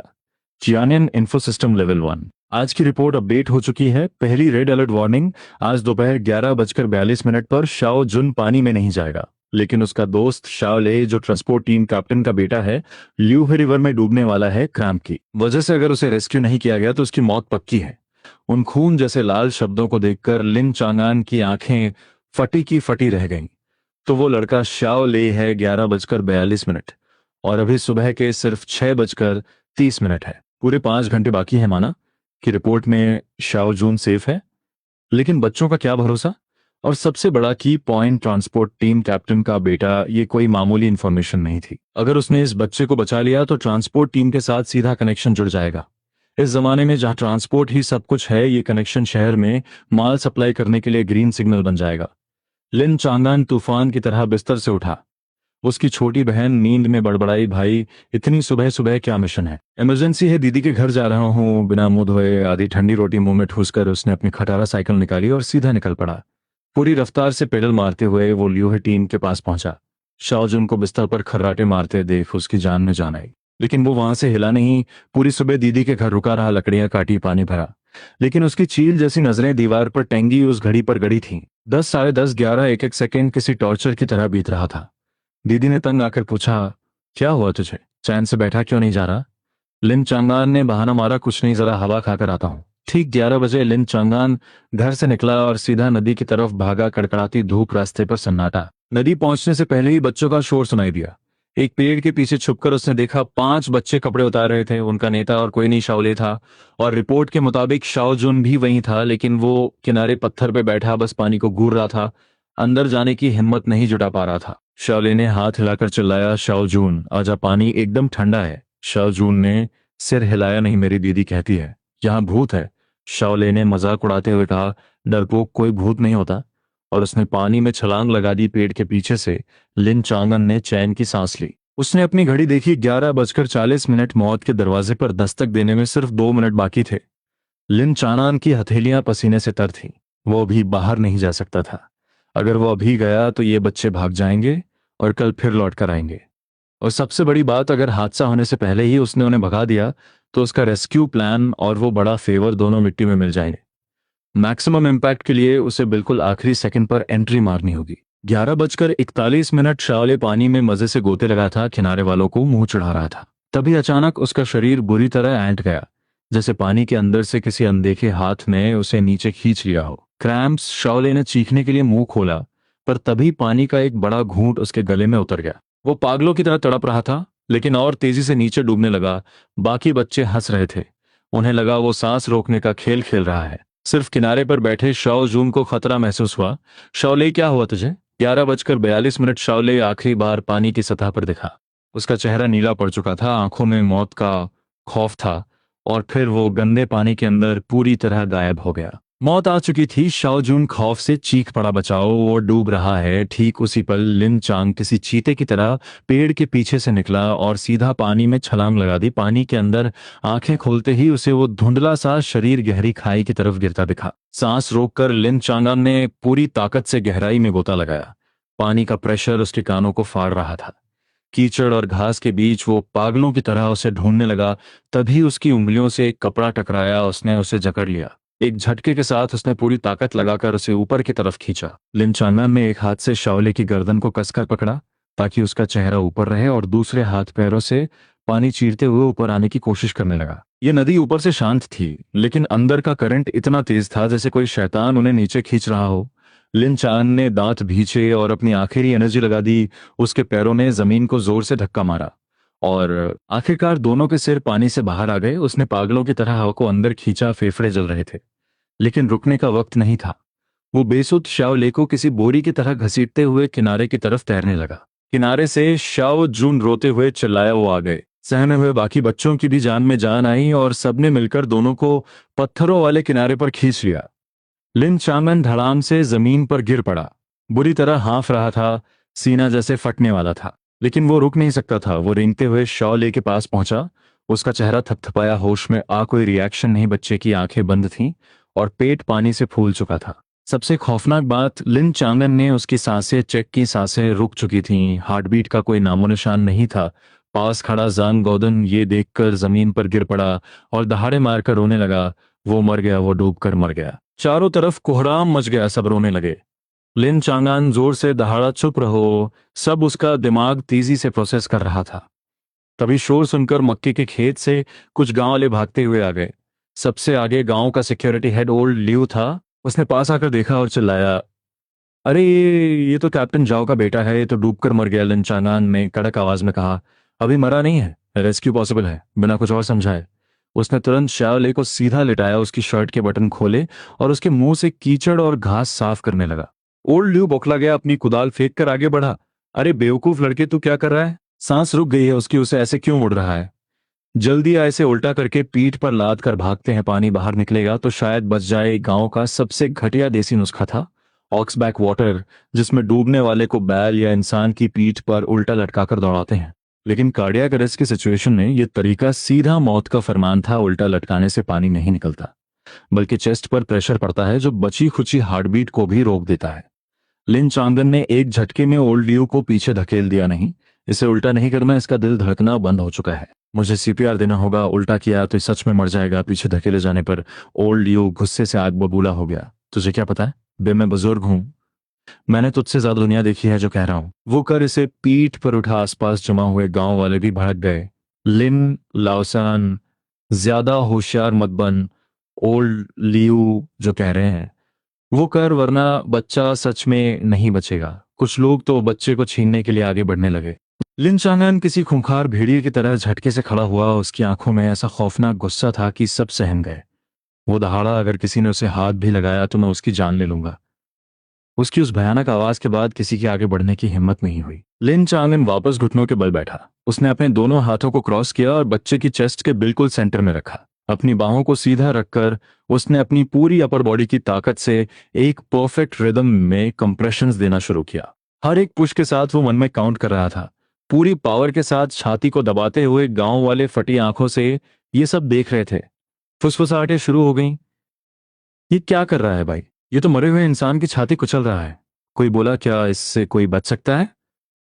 कहीं इसकी पसलियां ना तोड़ दे। गांव वालों की बातें मक्खियों की तरह भिनभिना रही थीं, पर लिन चांग का फोकस टस से मस नहीं हुआ। पूरे 30 कंप्रेशंस के बाद वो रुका। उसने शाओले की नाक बंद की ठोड़ी को ऊपर उठाया, एक गहरी सांस ली और सीधा उसके होठों पर अपने होठ रख दिए। Artificial respiration. उस पिछड़े जमाने में ये नजारा किसी बम फटने जैसा था। भीड़ से एक जोरदार चीख उठी। औरतों ने अपनी आंखें ढेंक लीं, लेकिन उंगलियों के बीच से झांकती रहीं। ओल्ड लियो गुस्से से कांपने लगा। ये क्या बेशर्मी है? दिन दहाड़े दो लड़के ये सब कर रहे हैं, ये तो सरेआम गुंडागर्दी है, संस्कार नाम की चीज ही नहीं बची। किसी ने ताना मारा, लिन लाओसान पक्का पागल हो गया है, एक मरे हुए बच्चे के साथ ऐसी हरकत। भगवान माफ नहीं करेगा। कैप्टन जाओ का बेटा मरकर भी बेइज्जत हो रहा है, गालियां और ताने और भी भयंकर होते जा रहे थे। लेकिन लिन चांग को कोई फर्क नहीं पड़ रहा था। उसने शाओले के मुंह में दो बार जोर से हवा फूकी, छाती को हल्का सा फूलते देखा और तुरंत दूसरे राउंड के कंप्रेशन शुरू कर दिए। पसीना और नदी का पानी मिलकर उसकी आंखों को धुंधला कर रहे थे। वो अंदर ही अंदर पागलों की तरह चीख रहा था, उठ जा जल्दी, होश में आ। ये सिर्फ एक जान बचाने का मिशन नहीं था, ये लिन चांग का मास्टर स्ट्रोक था। इस गांव में इज्जत से सिर उठाकर जीने का आखिरी टिकट। पहला राउंड, दूसरा राउंड, तीसरा राउंड, एक एक सेकंड बीत रहा था, पर शाओले के शरीर में कोई मूवमेंट नहीं थी। चेहरा अभी भी भयानक नीला पड़ा था।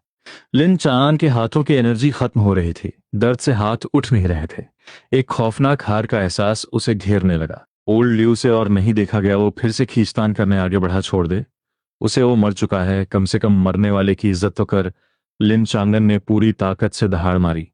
गेट लॉस्ट वो अभी नहीं रुका था, पर उसकी आवाज फट चुकी थी। तभी भीड़ को चीरते हुए एक परछाई अंदर आई, एक तीखी लेकिन गुस्से से भरी आवाज ने पूरे शोर को शांत कर दिया। सब अपना बकवास मुंह बंद रखो। शौ शौ हांफते हुए अंदर घुसी। वो यहां से गुजर रही थी और शोर सुनकर आई थी। सामने लिन चांगन को भीगे हुए और पागलों की तरह सीपीआर देते देख, और फिर उसने आसपास खड़े उन गांव वालों को देखा जो उंगलियां उठा रहे थे और ताने मार रहे थे। उस पढ़ी लिखी लड़की का सारा गुस्सा बाहर आ गया। ही शौशव ने अपनी बाहें फैलाईं और एक ढाल की तरह लिन चांगान के सामने खड़ी हो गई। उसकी वो हमेशा शांत रहने वाली बड़ी आंखें इस वक्त गुस्से से सुलग रही थीं। वो चीखी, तुम्हें क्या पता है? ये फर्स्ट एड है, ये साइंस है, मैंने किताबों में पढ़ा है, इसे सीपीआर कहते हैं। ये डूबने और कार्डियक अरेस्ट के लिए सबसे बेस्ट रेस्क्यू टेक्निक है। अब अगर किसी ने उसे रोकने की कोशिश की तो वो सीधा सीधा मर्डरर कहलाएगा। गांव वाले उस शांत और समझदार लड़की का ये रौद्र रूप देखकर सन्न रह गए। ओल्ड यू भी हड़बड़ा गया। साइंस? इसे साइंस कहते हैं? क्या होंठ चूमना साइंस है? ये शाओ का चेहरा शर्म से लाल था, पर उसकी आवाज में एक दृढ़ विश्वास था। उसे आर्टिफिशियल रेस्पिरेशन कहते हैं। वो उसके फेफड़ों में ऑक्सीजन फूंक रहा है। लिन चैंगन उसकी जान बचा रहा है। तुम लोग मदद नहीं कर सकते तो कम से कम तमाशा तो मत बनाओ। इस शौशाव का सपोर्ट और साइंस जैसा भारी शब्द सुनकर गांव वालों के मुंह आखिरकार बंद हो गए, भले ही उनकी आंखों में अभी भी शक था। पीछे से आ रही यह आवाज सुनकर लिन चांगान के दिल को सुकून मिला। उसकी खत्म होती एनर्जी में जैसे एक नया पावर सर्ज आ गया। उसने एक जोरदार दहाड़ मारी लास्ट टाइम और पूरी ताकत से छाती पर आखिरी थ्रस्ट दिया, और ठीक उसी पल शाओले का बेजान शरीर एक झटके के साथ ऐंठा और अगले ही सेकंड गंदे पानी और उल्टी का एक भयानक फव्वारा सीधा लिन चांग के चेहरे पर जा गिरा। वो बस आर्टिफिशियल रेस्पिरेशन देने ही वाला था, लेकिन वो सड़ी हुई बदबू लिन चांग के लिए इस दुनिया की सबसे खूबसूरत महक थी। शाओले भयानक तरीके से खांसने लगा। उसका सीना किसी इंजन की तरह ऊपर नीचे हो रहा था। उस नीले पड़े चेहरे पर धीरे धीरे खून की लाली लौटने लगी थी। भीड़ में से किसी की चीख गूंजी, वो जिंदा है, वो सच में जिंदा हो गया। सारे शक, सारे ताने, सारी गालियां एक ही झटके में पिन ड्रॉप साइलेंस में बदल गईं।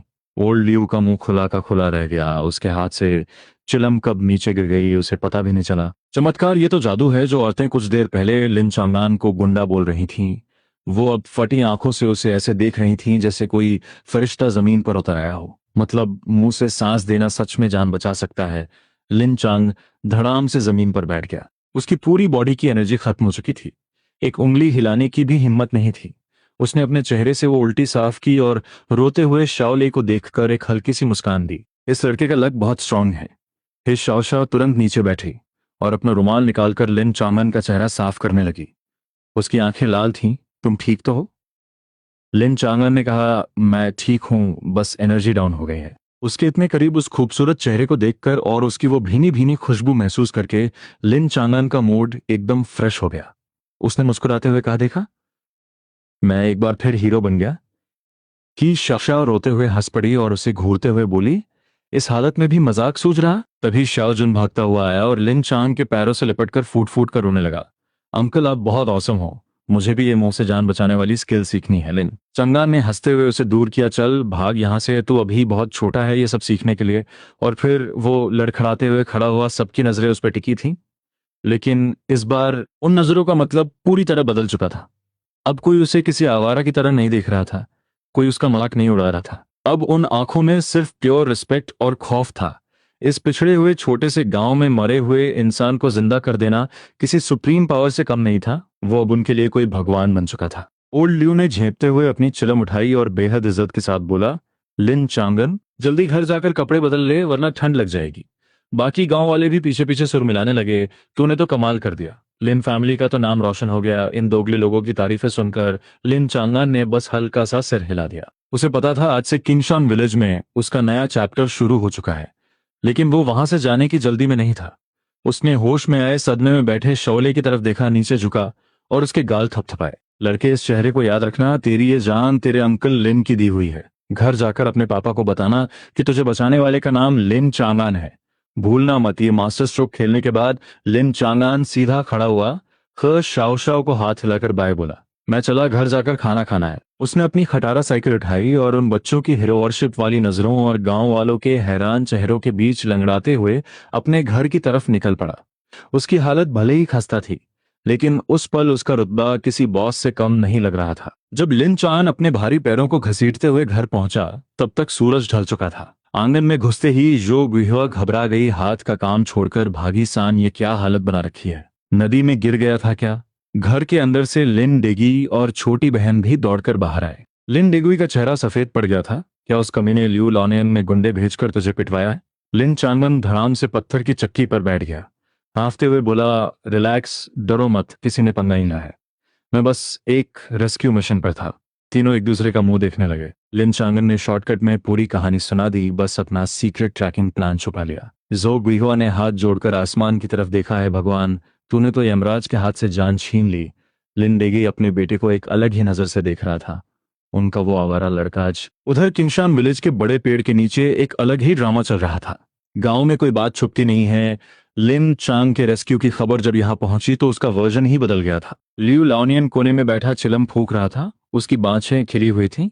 मैंने तो पहले ही कहा था, इस लड़के के इरादे ठीक नहीं है। भला कोई शरीफ इंसान मुंह चूम कर जान बचाता है? इससे पहले कि वो लोग इस गॉसिप को और गंदा बनाते, अचानक एक बिजली जैसी दहाड़ गूंजी, सब अपना बकवास मुंह बंद रखो। खौफ के मारे ल्यू लाओनियन की चिलम हाथ से छूटते छूटते बची। चिन यूतियर ने ल्यू लाओनियन की तरफ उंगली उठाकर उसे लताड़ा, तुम इसे गपशप बोलते हो, ये सीधा सीधा रूमर फैलाना है। लिन चांगन ने जो किया वो डॉक्टर्स का फर्स्ट एड मेथड है, उसे सीपीआर कहते हैं।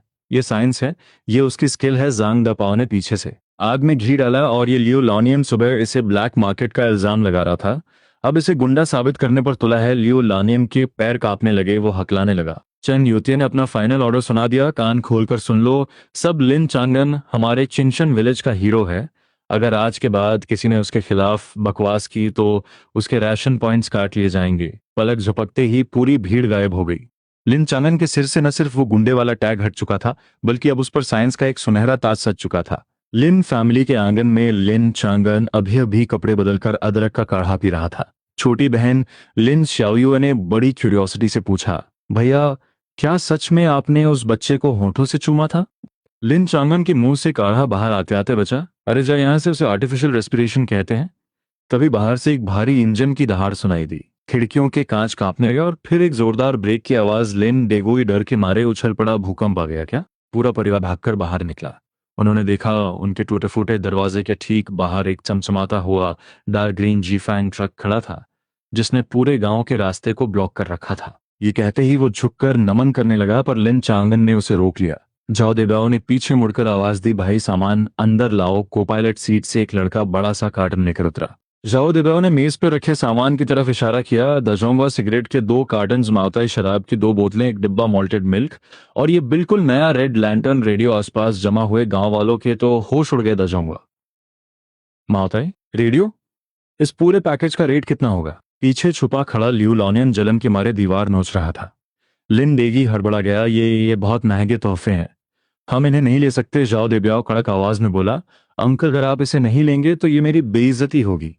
क्या मेरे बेटे की जान की कीमत इन चीजों से भी कम है? लिन चांदी ने पूरे कॉन्फिडेंस के साथ वो सामान लिया और अपने पेरेंट्स को पकड़ाते हुए बोला, ब्रदर्स, जाओ अंदर आकर पानी पीजिए। अंदर जाने से पहले जाओ देब्याओ पलटा। उसकी तेज नजरें भीड़ पर और खासकर ल्यू लॉनियन पर जा रुकी। गांव वालों, सुन लो, लिन चांगान ने मेरी जान बचाई है। वो मेरा भाई है। आज के बाद किसी ने भी उसे परेशान किया तो उसका सीधा पाला जाओ देब्याओ से पड़ेगा। मैं उसे बर्बाद कर दूंगा। पूरे आंगन में सन्नाटा छा गया। लियो लाओनियन दुम दबाकर वहां से खिसक लिया। किसी भी रूमर को खत्म करने के लिए ये धमकी सबसे बड़ा हथियार थी। घर के अंदर थोड़ी शराब पीने के बाद जाओ देब्याओ ने अपनी आवाज भारी करते हुए कहा, भाई तू मुझे समझदार लड़का लगता है। आजकल टाइम बदल रहा है, सिर्फ खेतों से पेट नहीं भरता। मेरी ट्रांसपोर्ट टीम के पास सॉलिड इंफॉर्मेशन होती है। बहुत सारे अनऑफिशियल गुड्स होते हैं जिनमें प्रॉफिट का मार्जिन बहुत तगड़ा है। लिन चांगान का दिल जोर से धड़का। फाइनली जैकपॉट लग गया, जाओ देब्याओ ने आगे कहा। अगर तुझे शहर में कोई माल सप्लाई करना है या कोई रेयर आइटम चाहिए तो सीधा अपने इस भाई के पास आना। मेरे पास बहुत सारे ट्रांसपोर्ट पासेस हैं, मैं तुझे अपनी ट्रांसपोर्ट टीम का सीधा पास बना कर दूंगा। वो सिर्फ एक पास नहीं था, वो अमीरी के दरवाजे की चाबी थी। लिन चांग ने अपना गिलास उठाया और चीयर्स किया। उन दो गिलासों के टकराने की आवाज ने न सिर्फ उनकी गरीबी को चकनाचूर कर दिया बल्कि गांव के सबसे अमीर आदमी बनने का दरवाजा भी खोल दिया। जाओ देब्याओ को विदा करते करते रात हो चुकी थी। पूरा परिवार मेज पर रखे उन शानदार तोहफों को देखकर सुन्न था। लिन निगुई के हाथ रेडियो को छूते हुए कांप रहे थे। सैन, पूरी जिंदगी में मेरा सिर कभी इतना गर्व से ऊंचा नहीं हुआ। आज मुझे तुझ पर घमंड है। लिन चांगन मुस्कुराया, ये तो बस शुरुआत है। ट्रांसपोर्ट टीम के इस कनेक्शन के साथ उनके अच्छे दिन तो बस अभी शुरू हुए थे। जो गुइवा खुशी के आंसू पोंछ रही थी। सान ने चमत्कार कर दिया। मैंने कभी सपने में भी नहीं सोचा था कि ये दिन आएगा। छोटी बहन लिन शाओयुए उस रेड लैंटर्न रेडियो को सीने से लगाए उसे पागलों की तरह निहार रही थी। अचानक उस रेडियो से एक मधुर गाना बजने लगा। पूरा परिवार एक साथ घेरा बनाकर बैठा था, उस रेडियो से आती आवाज को सुन रहा था और उन सबके चेहरों पर एक ऐसी खुशी झलक रही थी जो इस घर ने पहले कभी नहीं देखी थी।